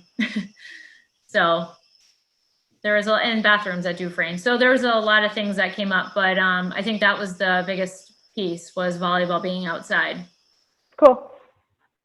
I watched that meeting and I don't recall any talk about spectators happening during that meeting, but my only other thing is in lieu of an AAD, is it a possibility to look for parent volunteers to help? I know like my daughter swims USA swimming and we've done a few mock things and we've always, we run on parent volunteers, but is it something like we do meet coordinators because we have a game coordinator to help support you versus hiring out? I appreciate that. Stephanie, are you volunteering?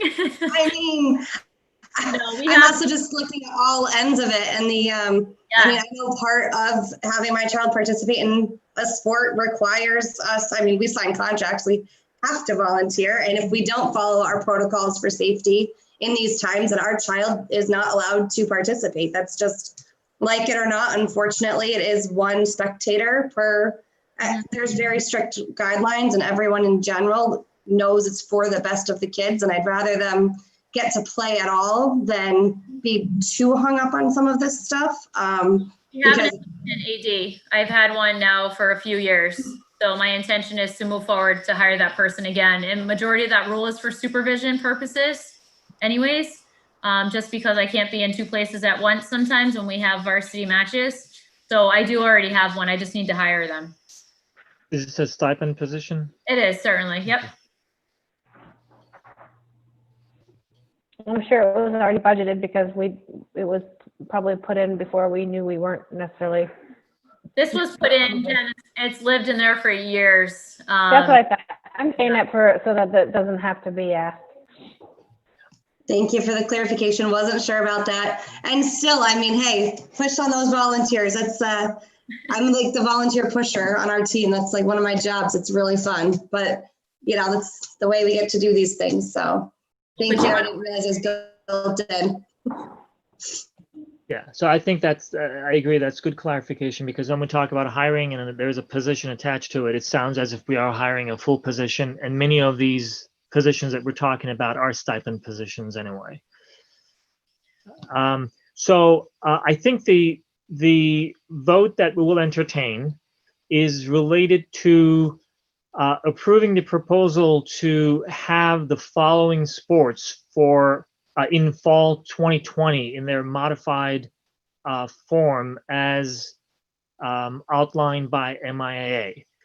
Boys soccer, girls soccer, golf, which is a co-op with Hopkins Academy, and esports will be played in fall 2020.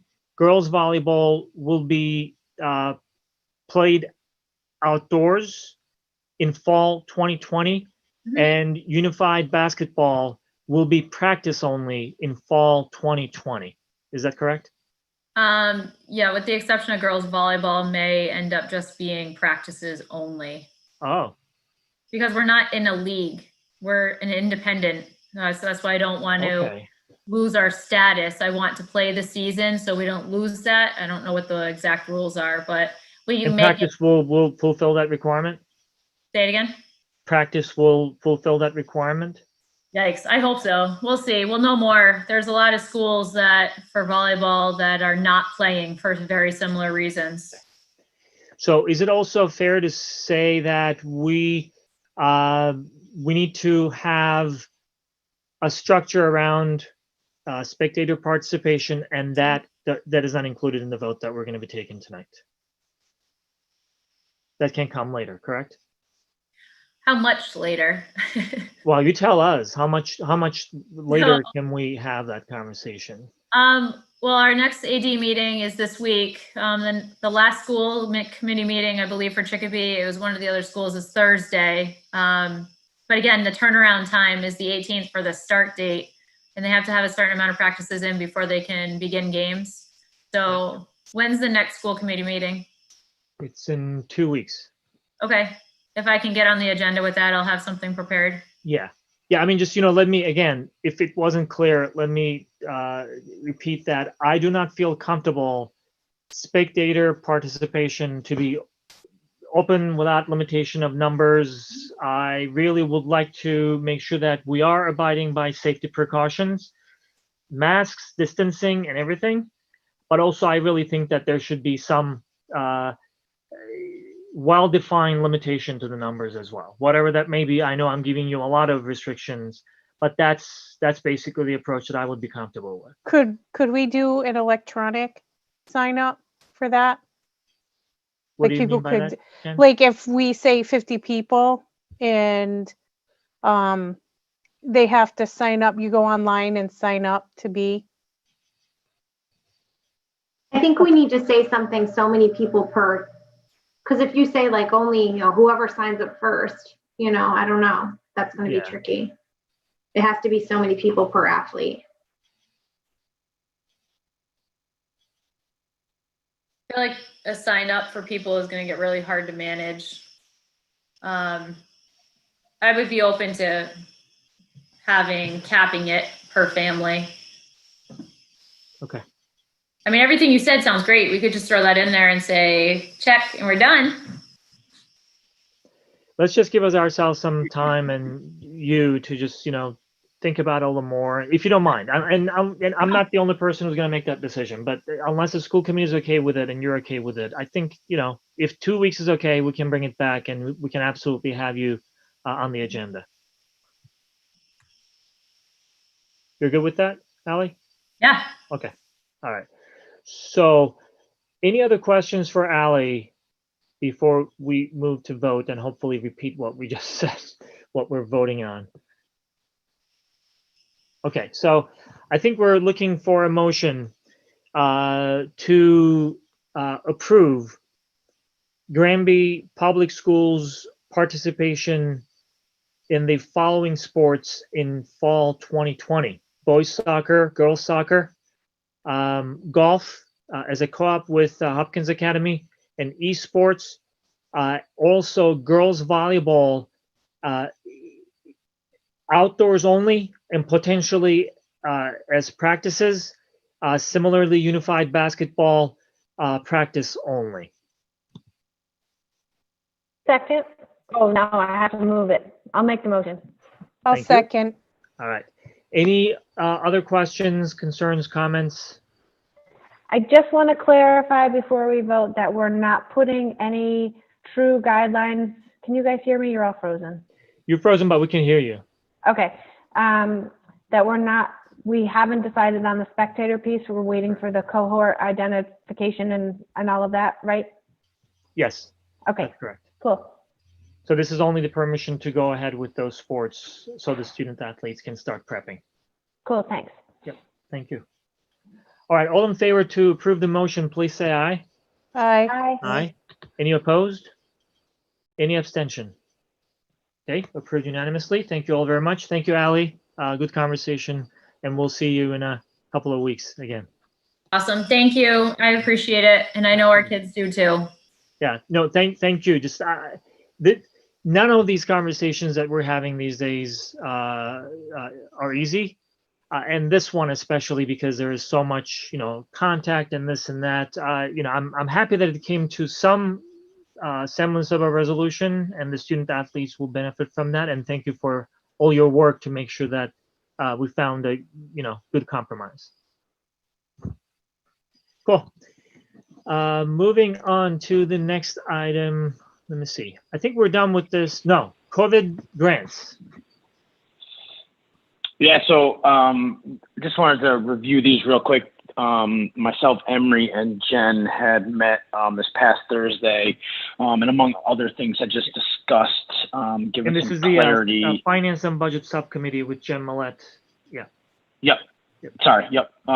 Just trying to get some clarity or give some clarity around the revenue that either we have received so far or have applied for and awaiting for award for COVID money. So far we've had applied for and received the remote learning technology grant. We applied for about $65,000 worth and we got $41,000 worth. What we're going to do with that is use that revenue to pay for some of the one-to-one technology that we have already purchased to get remote learning up and going for the year. The next two grants we have applied for and are waiting for awards. And this money came from the first round of stimulus, the stimulus package that was approved by the federal government. One of them is the CARES Act grant, and we received, or we're hoping to receive, $69,773. We put some technology on that as well as PPE supplies. And then the next grant that we're awaiting is the COVID relief funding grant, which was $155,000. And we put a few things on there. We put some more PPE supplies on there. We put some more technology on there. We put some additional COVID-related cleaning supplies and sanitizers, water filling stations, so replacing our traditional water fountains in the building and putting water filling stations in there. I think that was it for that grant. So in total, that's about, let me just see real quick. That's about, it's a little less than $270 worth of additional revenue. So this is on top of what our regular budget is for the year. So it's about $270,000 in additional revenue that will help offset some of the costs for getting the schools up and running for the start of this school year. One of the things, I don't want to call it a problem, but we apply for this money. We kind of put a few of the same things across these multiple funding sources, and it's really it's a moving game once we get this money in. So we put technology. We bought about $70,000 worth of technology. That's on about, I think, a portion of all three of these grants. And once we get those monies awarded, we get the final bills in for technology, we'll assign them to the appropriate grant. So it's a moving game, but these grants were strictly for COVID-related expenses we opted for FY21. You could have gone back for previous fiscal year expenses. We opted to use it for fiscal year 21. So it was strictly to get your school district up and running for this school year, COVID-related expenses. So I can certainly send this information to Emery, the details, and he can disseminate it to the school committee so everyone's aware of it. Can you please send it to everyone? It doesn't have to. Sure. Yeah. Through me. Certainly. Yep. But again, so Emery, Jen, and myself, we met Thursday. Thought it might be a good idea to maybe clear up some of the confusion as to these grants that we talk about. So we just wanted to kind of give an overview of the revenue that we will be receiving, and this is in addition to the FEMA MEMA money that the town has received. That there are some things that we applied for on that grant. So this is in addition to that money as well. I don't know if there's any questions. I can certainly answer questions, but it was more just informational. Yeah, I see. I have a quick question because there's a big difference in these two words. I just want to get it right. Have we received those numbers, or are we hoping to receive those numbers? Those are what we applied for, correct? Well, yeah. So we should receive them. These were per pupil. They gave about $225 per pupil based on enrollment. This is where the allocations come from. It's from the first round of stimulus packages. It's 99%. We will receive this money. So we're just waiting. We've applied. We've put all the details in. We have to write some. Give them some information on what we're buying, what we're using it for, and we're just awaiting the actual official award of that money. They weren't due. One of them was due August 15th and August 31st. So we're only a couple weeks out from when we submitted one of them. So I would say usually within about 30 days you hear if when those funds will be awarded. But we should receive these grants. One of them, just to clarify, one of them we already received, which is the remote learning technology grant. We already received. The other two that were CARES and then the COVID relief fund, we're hopeful that we will receive those as well. And, when we say we're hopeful, obviously these are grants and they go through that process, but they were intended for this type of expenditure to begin with, and we submitted on one of them that we were talking about. well before the deadline so that, we would not miss any opportunities on that front. So hopefully we'll get these.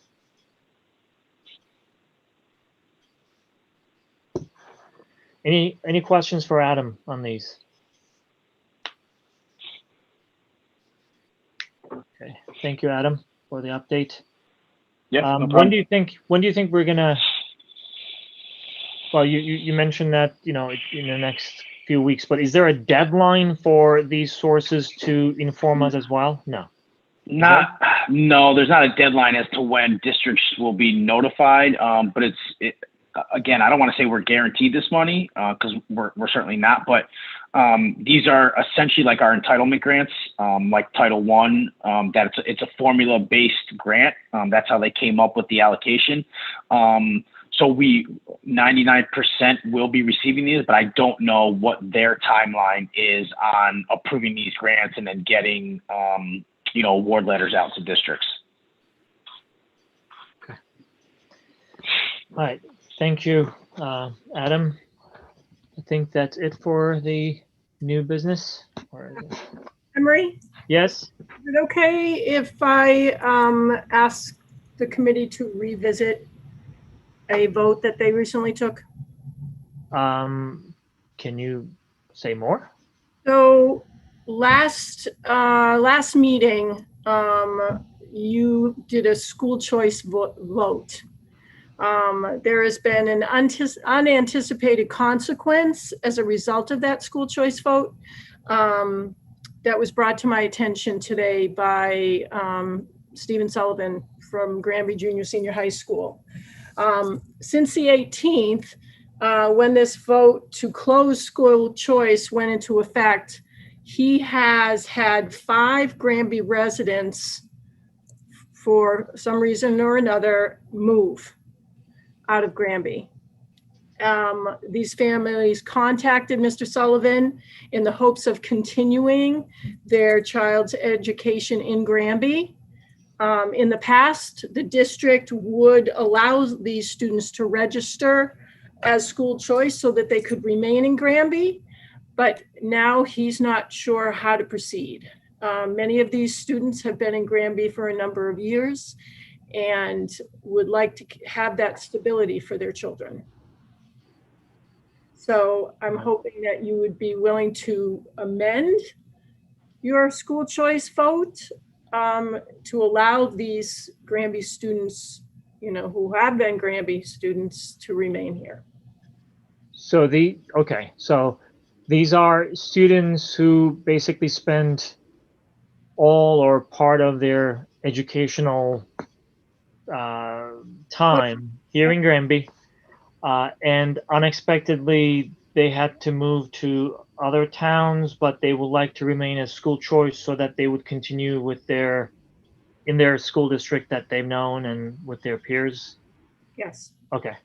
Stephen is on the call. He can probably speak to it. I see Stephen. Yeah, Go ahead, Stephen. yeah, that's basically it, Emery. And to clarify, they haven't all moved out of Granby since August 18th.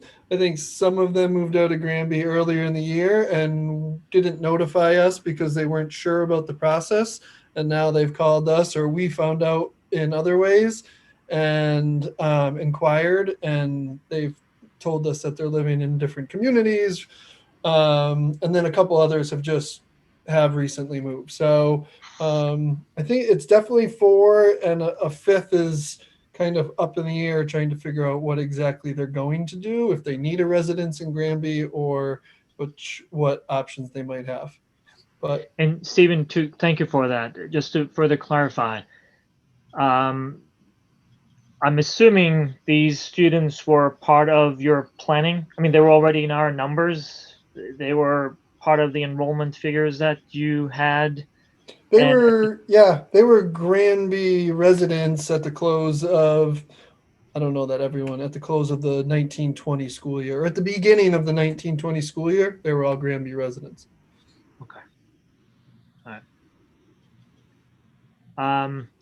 So my personal feeling in this is that we did have a vote, as you said, but that was really to address the overall school choice issue, and I think that would stand. But in this case, I am thinking about the well-being of the students and the connections that they have with the school district and how negatively they will be affected. So from that perspective, I will open it to the school committee. But since we already had considered them to be residents until they no longer were, in the past, we always had that inclination to keep students in the district so that they would finish it with their peers in their classrooms. They would be, they're part of the community. In fact, until they decided to move out, whenever they did, all those folks were part of the Granby community as well. Their parents, the families were part of our community.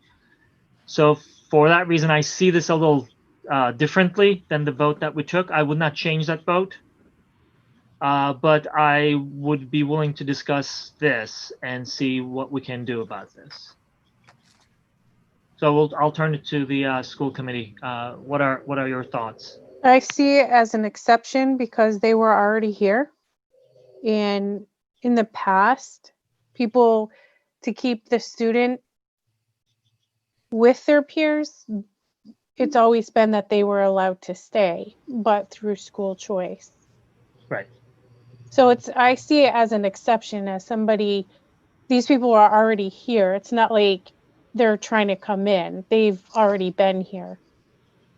Yeah.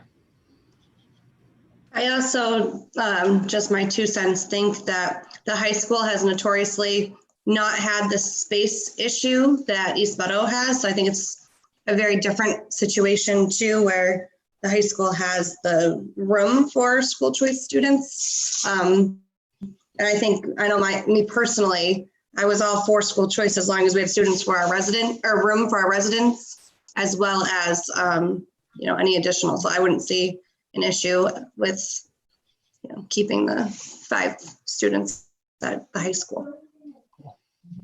Any other thoughts?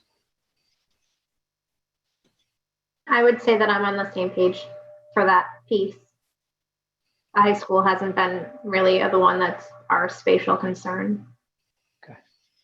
Well, I would say it doesn't matter what building they're in, because even if they were East Meadow students, we'd want to keep them there. So I feel like the exception should stand regardless. I do agree with you, Jen, because they were point. already here before. Yes, Yeah, I agree. good point. All right, so this may actually be an easier conversation. It looks like we are all feeling the same way. These students have been part of our school community. They are our students.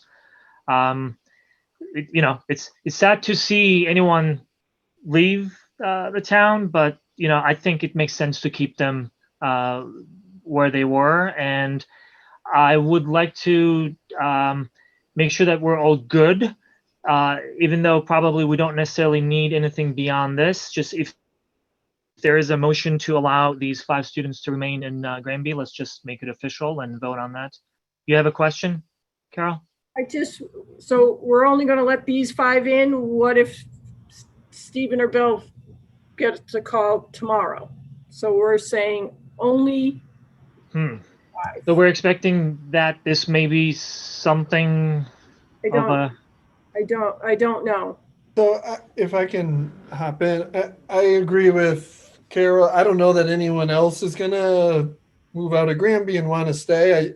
I think, what Stephanie has said to the senior high school, I don't think has been people's concern. And, I know I feel a little bit hamstrung by the change, and, I want to respect the decision that the school committee made.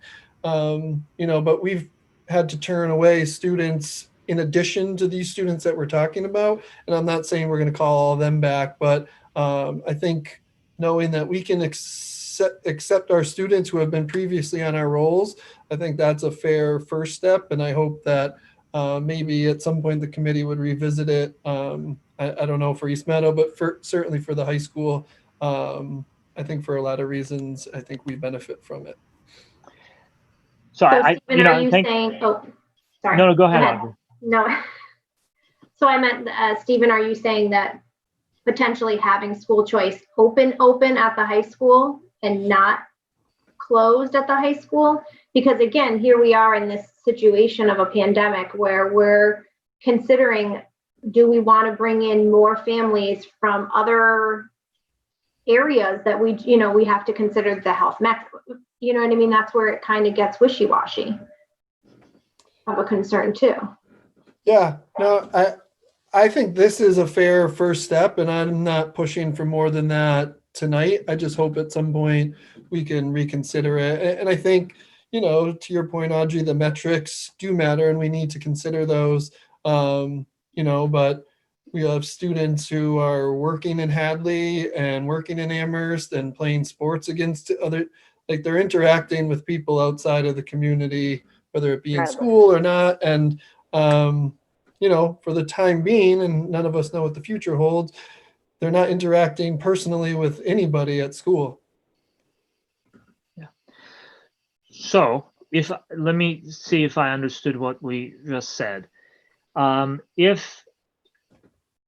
If a student who was a resident Granby public school student happens to move out of Granby, we will allow them to remain as school choice if they would like to remain school choice. Some of them may not. Some of them may just go and, go to their new community school.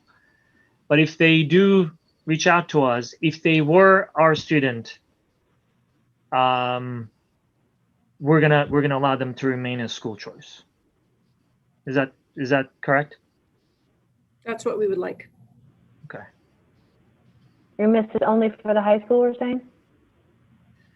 Or I is didn't it- say that on purpose. I just want to see if we want to. I just Because wanted I to heard make you. sure, 'cause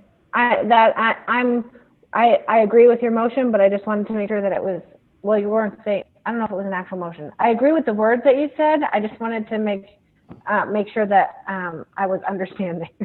I'm a hot mess. No, Sorry. that's fair. No, you're not, Jen.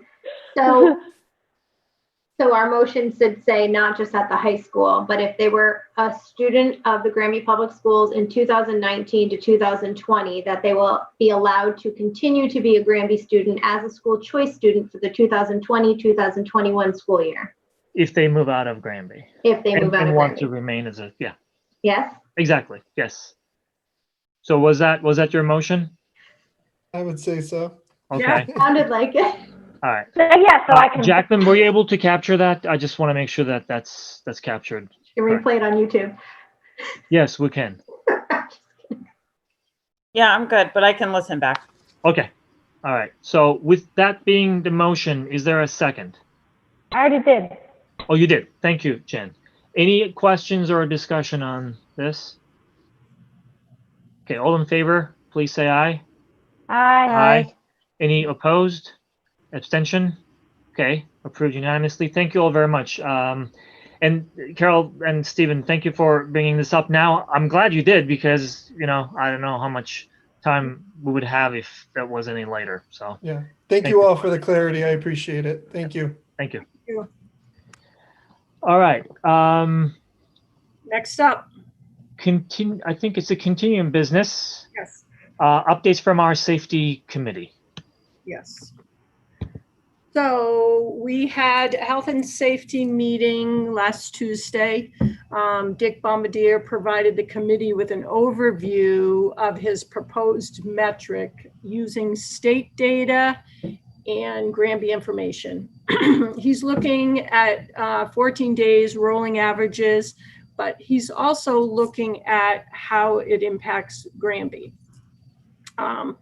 He basically was focused on the fact that we went red and then within days we were white, and how, that in his mind, we were green. We've had some cases, but the one day of red was the measurement day. And so they picked that day, and that was the day that we had, some high numbers. It wasn't an average, a rolling average, they used that single day. So he has developed a system to look at that and look at Granby and is comfortable in providing us with that metric. There was also discussion, Nancy Jenks brought to our attention that there should also be a school community data point. So she will be using the data from any school incidences as well. So we'll look at actually 3, we're proposed to the school committee 3 metrics. So we'll look at the state and what surrounding communities look like.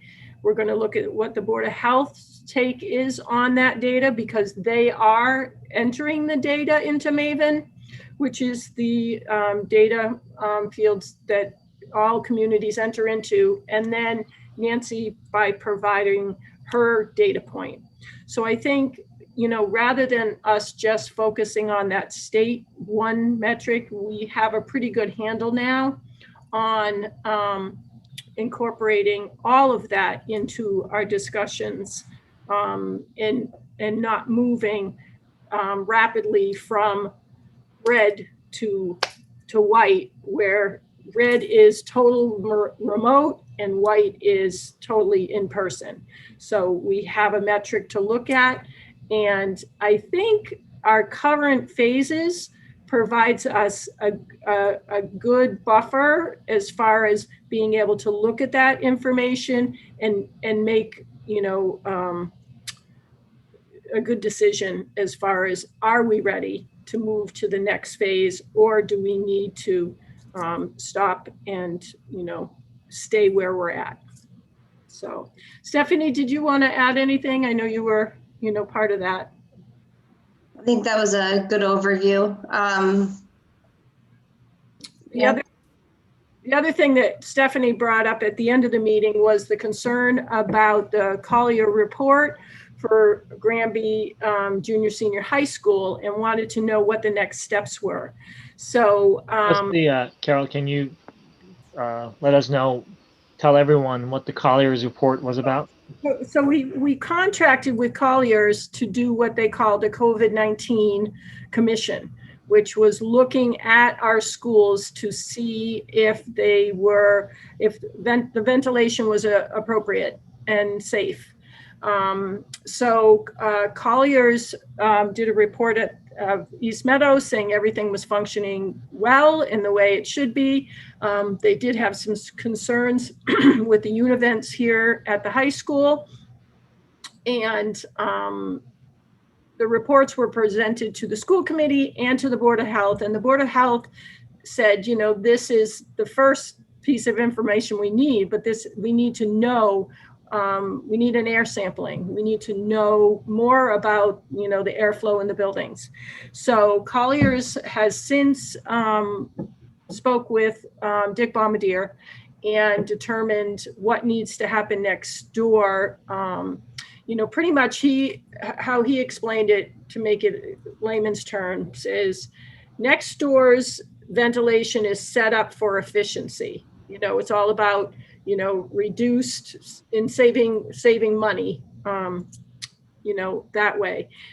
What they're going to do is they're going to change that to increased airflow. So instead of it being for efficiency purposes, like most, when you buy an appliance, they say it's efficient, it's got efficiency standards.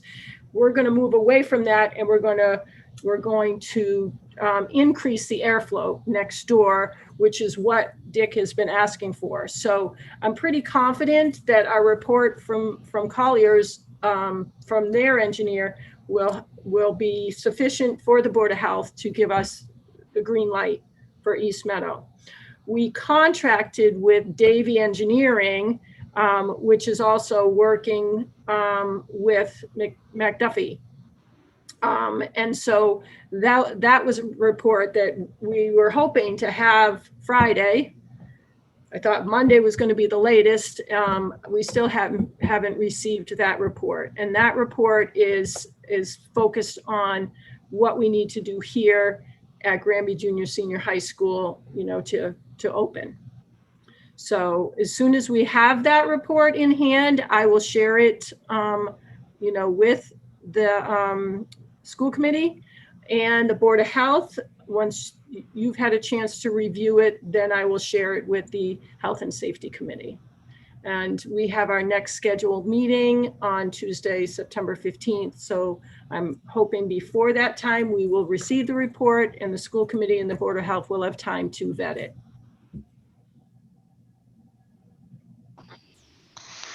Cool.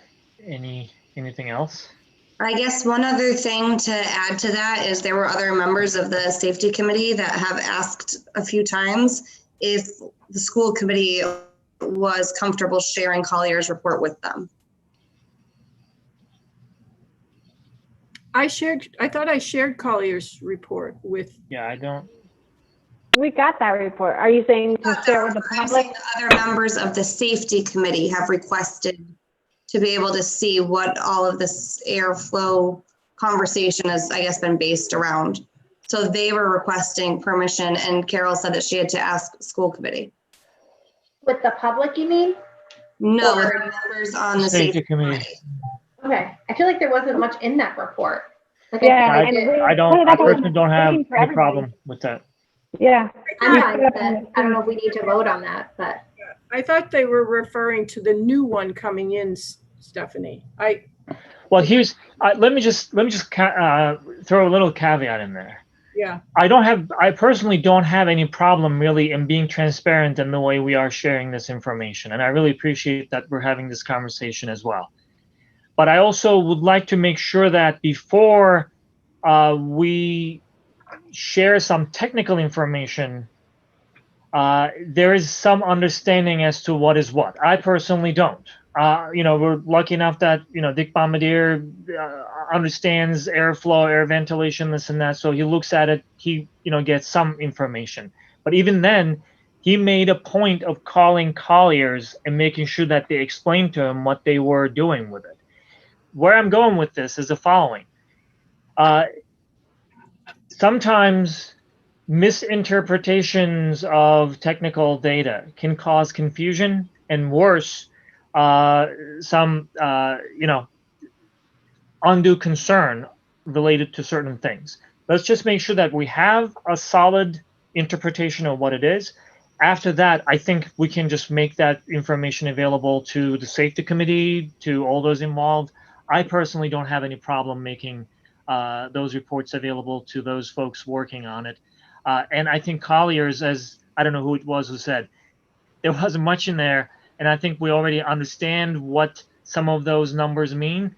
If it wasn't shared already, we can just go ahead and share with the safety committee from my perspective. My understanding was it was just Collier's report, because at the time that it was asked, we weren't even talking about redoing another report. So I believe it was just that one, and it was very general. And I know that we all touched on that, Carol, myself, but I don't know if maybe people just wanted to see for themselves how general it was. I just didn't see any harm in sharing it, because it really didn't, in my opinion, have a whole heck of a lot in Honestly, there. it is general to us. I've read it and I read it again, and I said, well, there must be something in the wording, which, the wording was a lot fuller for me, but apparently numbers meant something too, and I did not know what they meant. Folks who are closer to, those equipments, who do that for a living, they obviously understand what those numbers mean. That's what I'm talking about. So I have no problem with that, Stephanie. I thought you were looking for the one that we were waiting on. And I just wanted to make sure that the school committee had a chance and the Board of Health had a chance. I can certainly send that one along. Cool. Thank you. I was just trying to find it so I could do it, but I can't put my hands right on it. Awesome. Anything else related to the reopening plan or the process, Carol, that you wanted to add? No, as part of my superintendent's report, I shared with you moving on, I shared with you a slide that provides you with the remote and hybrid group. So that should be in the school committee packet. Is that the learning plans? Yes. Okay. Outline for you Let me by just grade. So hold on. Let me just share it. Yeah, so the top line in orange is our total enrollment. So for, Can you see it? yeah, Okay. so the top orange portion is the total enrollment in that grade level.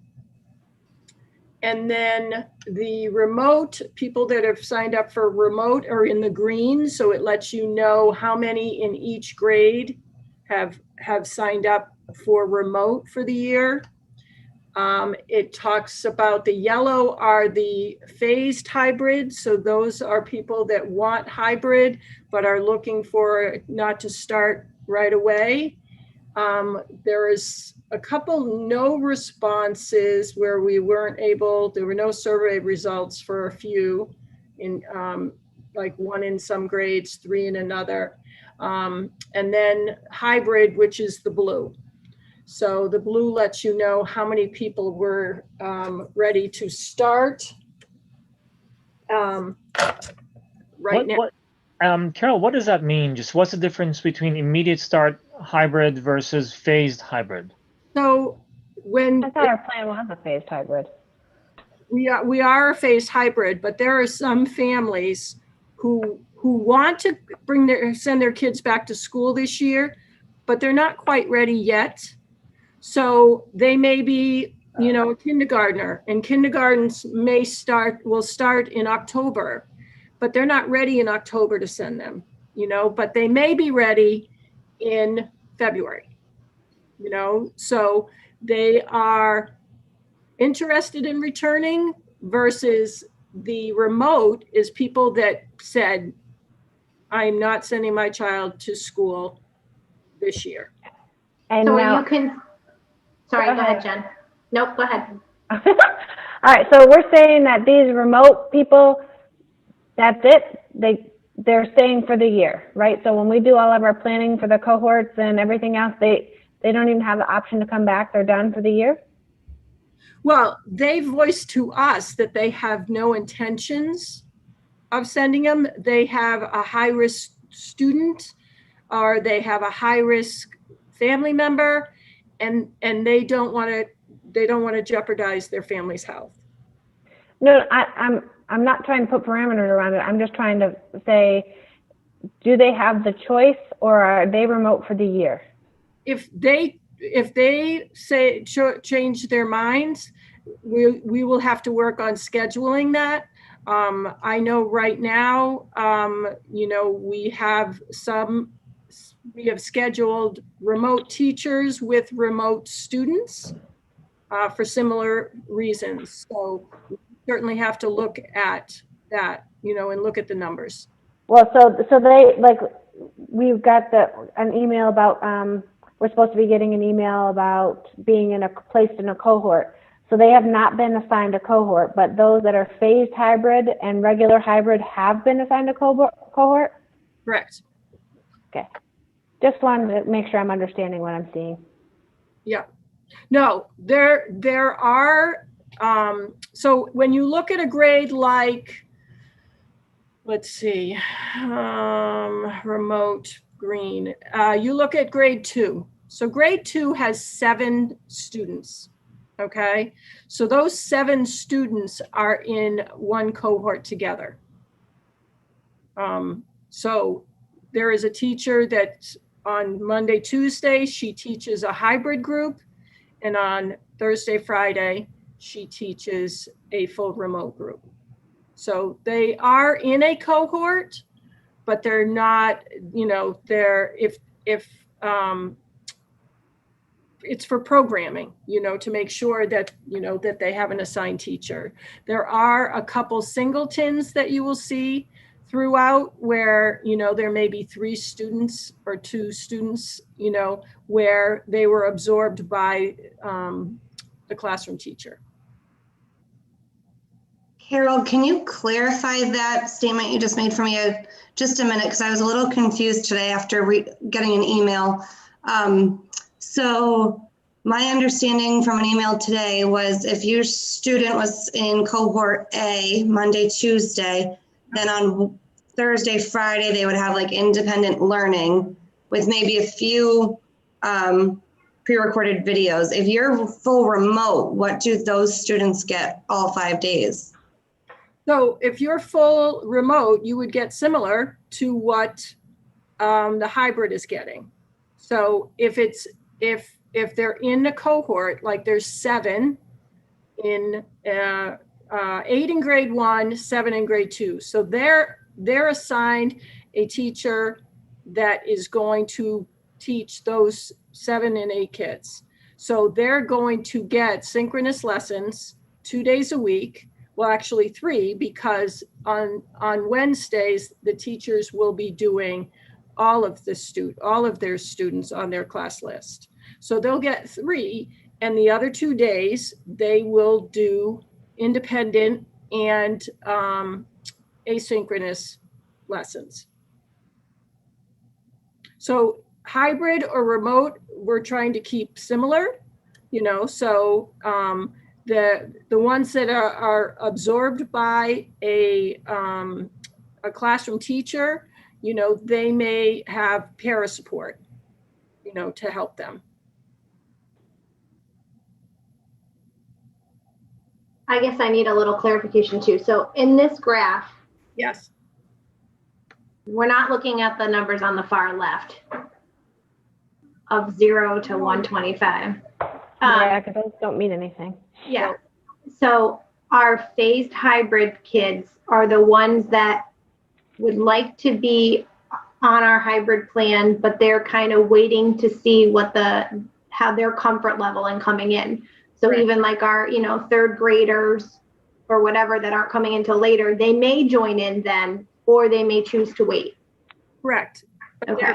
They're already. But we're calling that the phased hybrid. And the hybrid immediate start are the ones that are coming in with their cohort indefinitely. Yes. I don't remember being there, that delineation when we were doing So on the survey, you could pick hybrid, but I'm not comfortable right now for hybrid or remote. So, people, we had a number of people say, I would like my child to come in person, but I'm not ready for them to come in person September 15th or October 10th. But, because they want to see how things go. Are kids able to get back? Are we staying safe? Is the spread not, have we, done enough safety to, not spread any COVID within the district? Where are we with it all? And they may say, I'm ready. I've seen you do kindergarten. I see you did 1st grade. We haven't any problems. So I'm going to send my kindergartner in. And so we do have them in a cohort. But like there's 6th graders, there's 3 6th graders. So the 6th graders aren't even going into the building until sometime in January.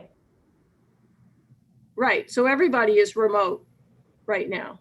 So they're getting, the classroom teachers are absorbing those students, and they will get 3 days of synchronous learning, or asynchronous recorded lessons. But I guess some of those options, like when I filled this out, hybrid immediate start is certainly not January, Well, the phases were all determined by the reopening committees and supported by the school committee. I know, and I didn't vote on the phases because I still don't like them. I didn't like them then, I still don't like them now. So I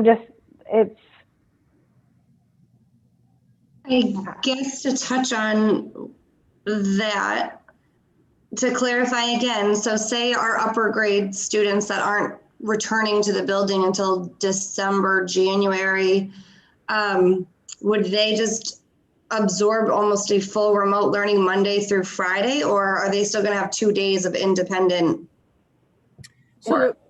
They're essentially full remote. Is following a 5-day-a-week schedule. Okay. They're in block scheduling. So they're doing three classes a day, or 4 classes a day for, you know, their A, B, C, D, and then E, F, G, H is the following week. But that's the high school. After high school, I was confused. The high school block schedule, I understood. I was confused for East Meadow for our grades. I was saying for our grades 4, 5, and 6 that don't return until December, January, would they just get a Monday through Friday remote schedule? They'll get their, they'll do synchronous learning. They're all remote. That's my question. They're all remote. So they'll have 2 hours a day of synchronous learning until they move into the hybrid.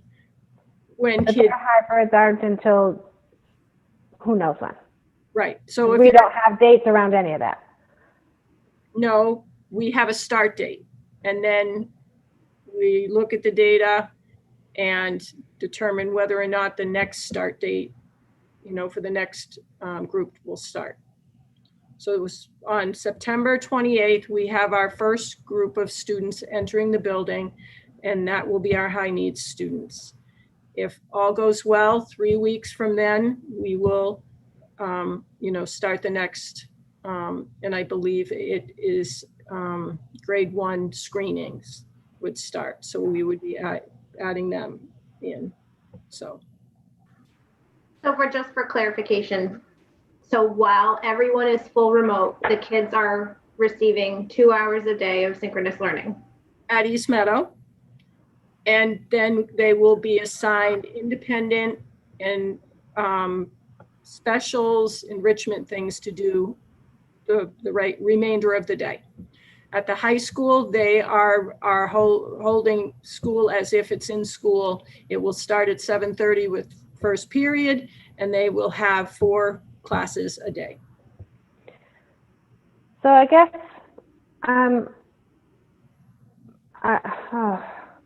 I just see by looking at this graph, there's a lot more blue than there is any other color, right? So these are people that wanted their kids to get into the building.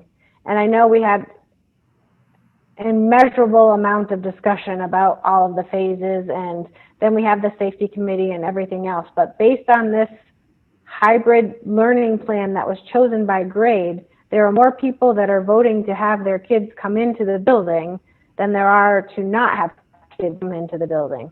So is there any chance at any point to have discussion about alternating or adjusting the phases so that kids can get in sooner based on discussions with safety committee and the Board of Health and everything? So I guess real quick, just to understand, I feel like this graph and things like this would have been super helpful when we were making the decision. And I know I kind of stood alone in my remote thinking, but that's because personally, I thought if we did 45 days remote, I would have loved to go from that to a more in-person, because I'm going to be honest, I mean, phasing upper grade students in December, January also to me is definitely not an ideal situation, but I don't know. I wish we had some of this data prior. So I don't know. Here's a question. Here's a comment. I thought that assessments were going to be made every so many weeks and evaluate those high need students to come in even before the phases. So it's not like students are going to be just left out there without any assessment. If there is a need for a student to come into the building because they're not doing well, then those students, my understanding was that they were going to come in. The phases where they were going to make assessments, and if they need to make changes to the timeline, then that was going to be adjusted. That's how I understood it. And you're exactly right, and I don't mean to be snarky or rude or anything, but at the same point, there's a lot more kids than kids that just need help. There's other students that will also benefit from being back in the building. And I just feel like Stephanie just said, if we had had some of this information sooner, I feel like it would have helped us make some of these decisions. I don't know, I feel like we're not making the right decision. I feel like our phasing is out of touch with the information that we have in front of us, where more people are saying they want their kid in the building for some amount of time. And I understand we've got, kindergartners and pre-K and 1s and 2s in there, but for some of these older kids, for 4, 5, and 6 kids to not be in school when almost all of the high school will potentially be in school, I have a problem with that. My kid, I'm lucky, my kid is going to do okay because she's that kind of a student. They both are, but it doesn't mean that there's not other benefits from being in the building. And I feel like when we see that, there's 36, 39, 41, 44, 33, 46, 38, 38, 40, 34, 49, 50, 39 of kids that want to be in school in our very small classes, that to me speaks louder than the fact that we've got not a lot of people that are worried necessarily about the phased-in hybrid or choosing remote for the year. And so I feel like we need to have the conversations with the safety committee again or whatever, and because we have these protocols built in where we're going to be reassessed, that we can reassess and we don't have to have these built in. I find it very frustrating when I look at this data that we have in front of us that people, they're ready. We want to be safe. We want to have kids being safe. We're doing masks, we're spreading them out, but we're doing a hybrid so that we can get the kids in, but we're not really getting the kids in. But So we need to go couple slow of, too, though. So couple of quick notes. First of all, I think I don't necessarily agree that what we are looking at is saying what we think it is saying. We as a school committee made a decision that we were going with a hybrid model, and the blue blocks are those people who are okay being part of that model immediately. The yellow hybrids are saying, it sounds good, but I really don't want to participate in that hybrid model right now. If the blue blocks were really people who want to be in the building today, I'm assuming it could say that. But even putting it to the side, it is really our role as a school committee, as broader community, to look at all the parameters around us. Again, given that these are not normal times, this is not really us shunning away people and keeping them from entering a school building because everything is good and we are really being capricious. These decisions were made based on information, data, a lot of conversation, a lot of concern for safety. And that's how we reach those decisions. So I don't really want the public to think, listening to this conversation, that if we were to hear from more folks that they wanted to be in the building tomorrow, that our decision would have been basically a public opinion poll, and we would just go ahead and do that. I don't, at least from my perspective, that is not correct. I would like to think that as a school committee, the decision that we made in approving the hybrid models that we're going to follow was entirely based on rational conversations, data, information, a lot of back and forth at times that we had with the Board of Health, within our own community, within our own committee. So it wasn't necessarily because, we were, turning this whole thing into just, if you vote to be in the building, we're going to allow you to be in the building. But then what was the point of the survey? So the point of the survey originally was for us to get a handle on how people were feeling about the different learning platforms. And I did bring that information to you and said that we had a lot of parents that wanted to return. But we also had a lot of parents that had chosen remote. And so I think Emery is correct. When we first started this conversation, I told you we had 27 because I went through these numbers with you. I told you, on the 8th, how many kids, based on the responses I had, which I didn't have every single student, but I had a good 50%. And I was telling you that a lot of the parents wanted to return. And at one point, I told you we had 27 students that wanted remote in second grade. And I think Emery is correct. I think that people changed their minds, that they made phone calls to parents and said, you know, how are you feeling? And those numbers changed. We had many more people on remote than we do now.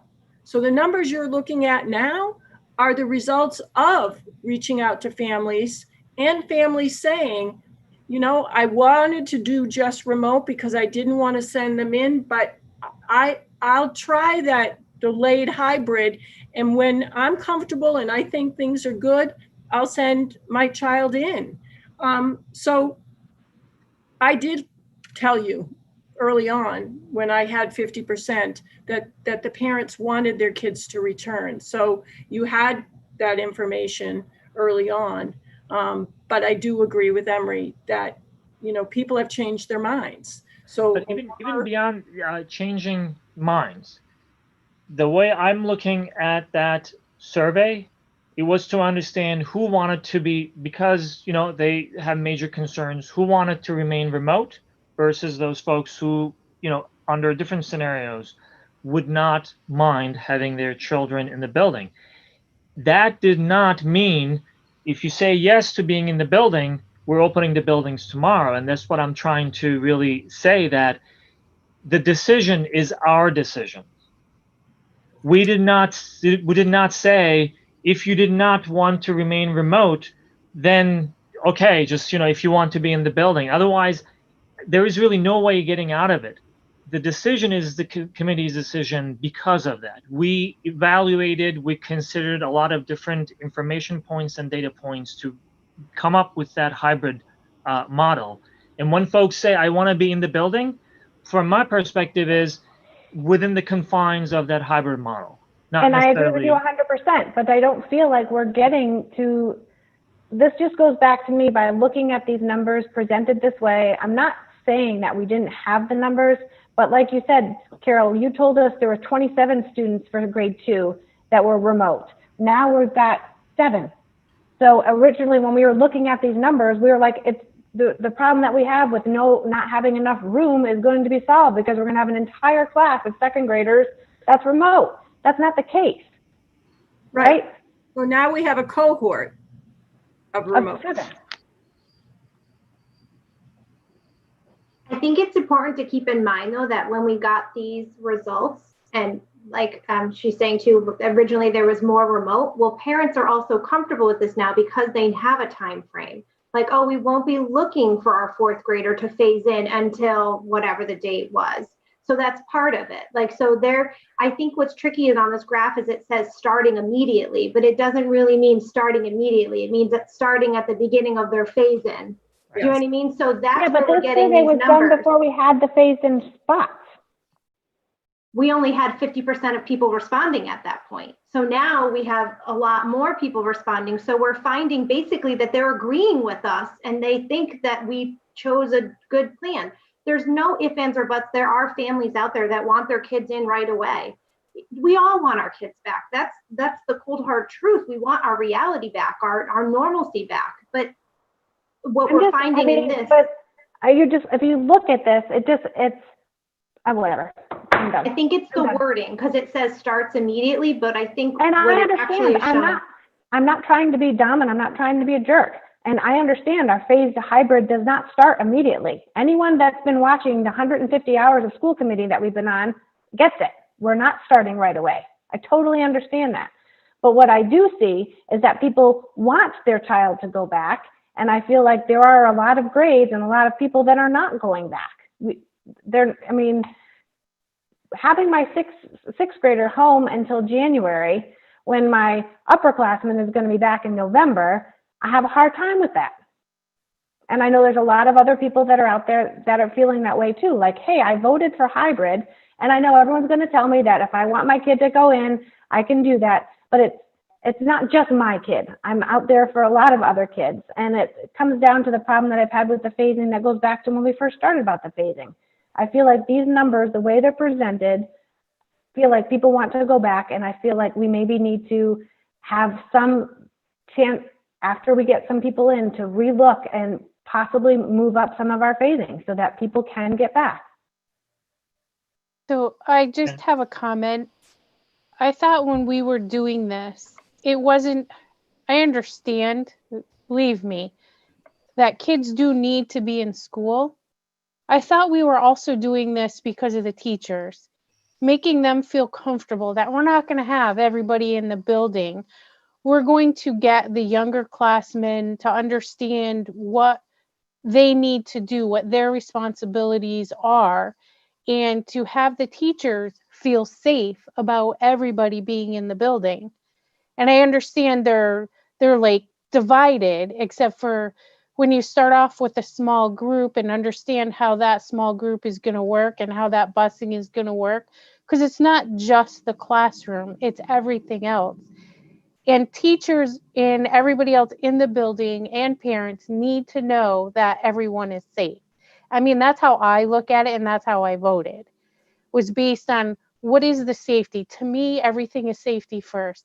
Kids are a priority, and the teachers are teaching them, and they are a priority also. So I have to look at it equally. I appreciate your input, Jen. Thank you. You walked me off the edge.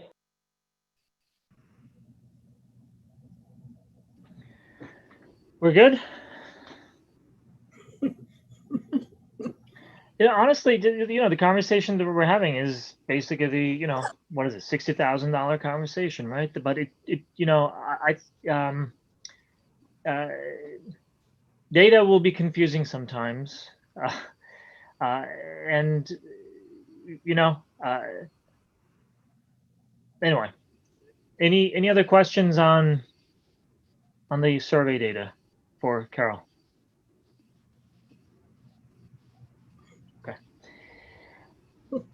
Anything else as part of your superintendent report, Carol?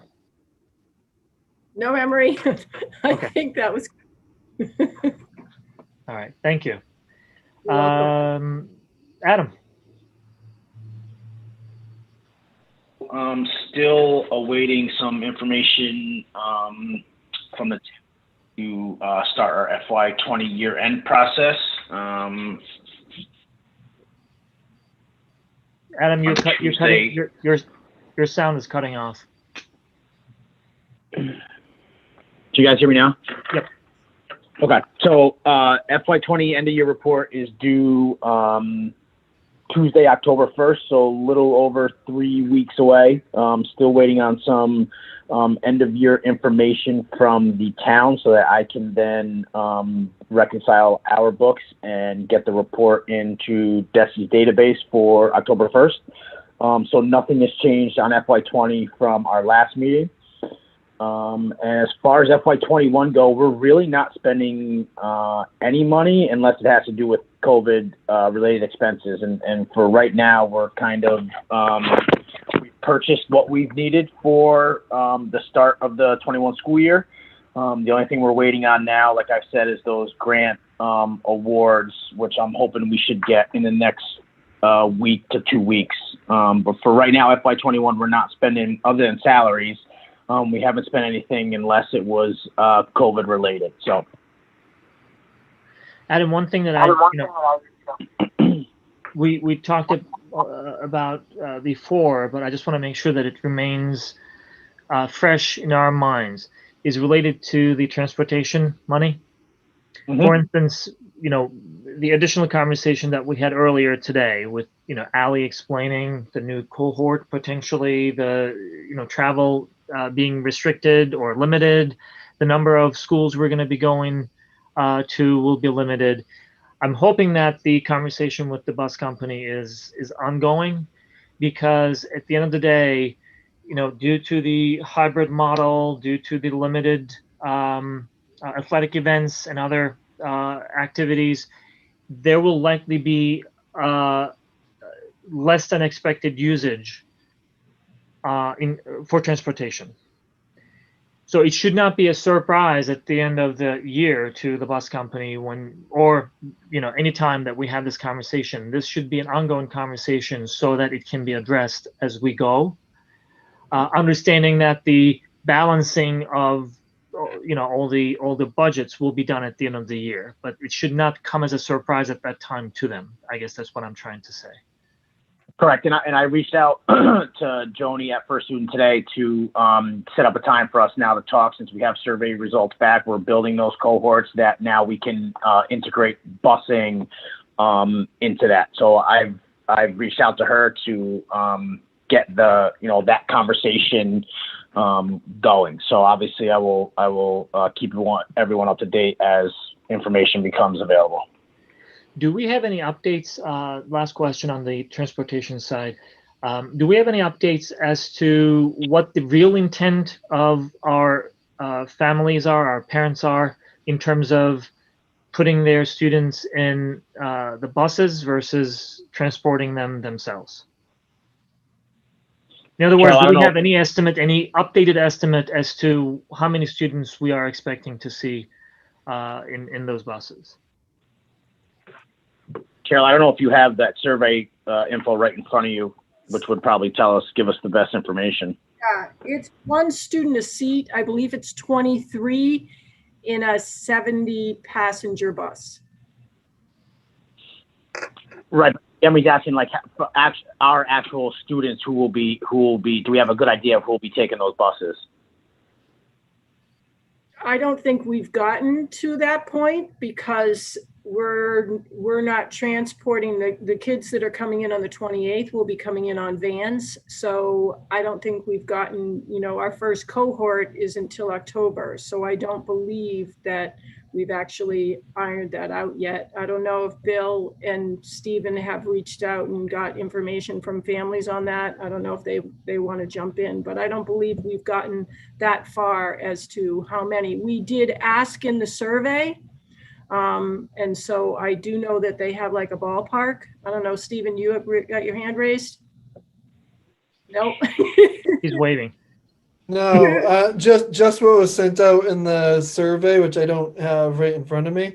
But like you said, that first cohort is fans or parents are saying they're bringing them. And I think some of what we did see on the survey was saying that I'm likely going to bring my student, but I also want to make sure that I have a spot on the bus if we need it. So I think as we go further down the road, that's where we're going to need some clarification.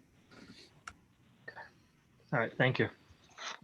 Yeah, and now that we have the cohorts built, or for the most part built, we're going to send that information to the bus company for them to then plug that stuff into their routing system and generate routes and see, based on cohorts, how many pickups we may need, all that stuff. So building the cohorts was the first part. We can work with the bus company now to get the routes kind of established, at least based on the cohorts. That's not going to tell us everything, but at least based on the cohorts that we built, we can get that information to the bus company and start building some potential routes in order to get kids to school.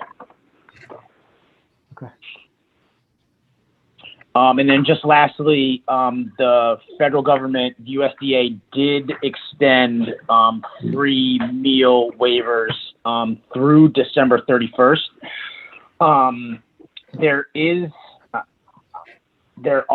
some confusion around each state, I guess, adopting this. Massachusetts, as far as I know, hasn't put it in writing that they've adopted it, but it's again one of those things where it's assumed that each state will adopt this waiver through the 31st. And what that does is provide all students in every district free breakfast and lunch through December 31st. So we are working with Chartwell's now as to how that is going to look for the start of school, because it doesn't matter if we're in person, remote, or hybrid, we need to provide those meals to families. So we're in the process of working the logistics out right now. But if I'm understanding that correctly, provided Massachusetts needs to be a participant in all that, that would mean that the cost of meals through the end of December would be paid through that program. And in that case, it would not come out of our own operational budget. Is that correct? Well, so there'd still be a cost. You know, Chartwells will still charge us a cost of those meals, and we haven't decided. That's what we're talking about now. We haven't decided exactly what those meals will be, but we'd be reimbursed by the state at the free meal price, which I'm not sure what that is off the top of my head. So that's where the revenue would come in. Obviously, the lunches that we're going to provide are going to be bagged quick lunches, so the cost of those will certainly be down. But we get reimbursed at least through December 31st at the free meal rate by the state. And free meal rate for all students, not only those students who qualify for free or reduced meals. So that's just based on the total number of meals that we served. Yep. Okay. So all students in the district can receive free breakfast, lunch, and then we are reimbursed based on the amount of meals that we serve. Cool. Thank you. Yep. Welcome. Any other questions for Adam?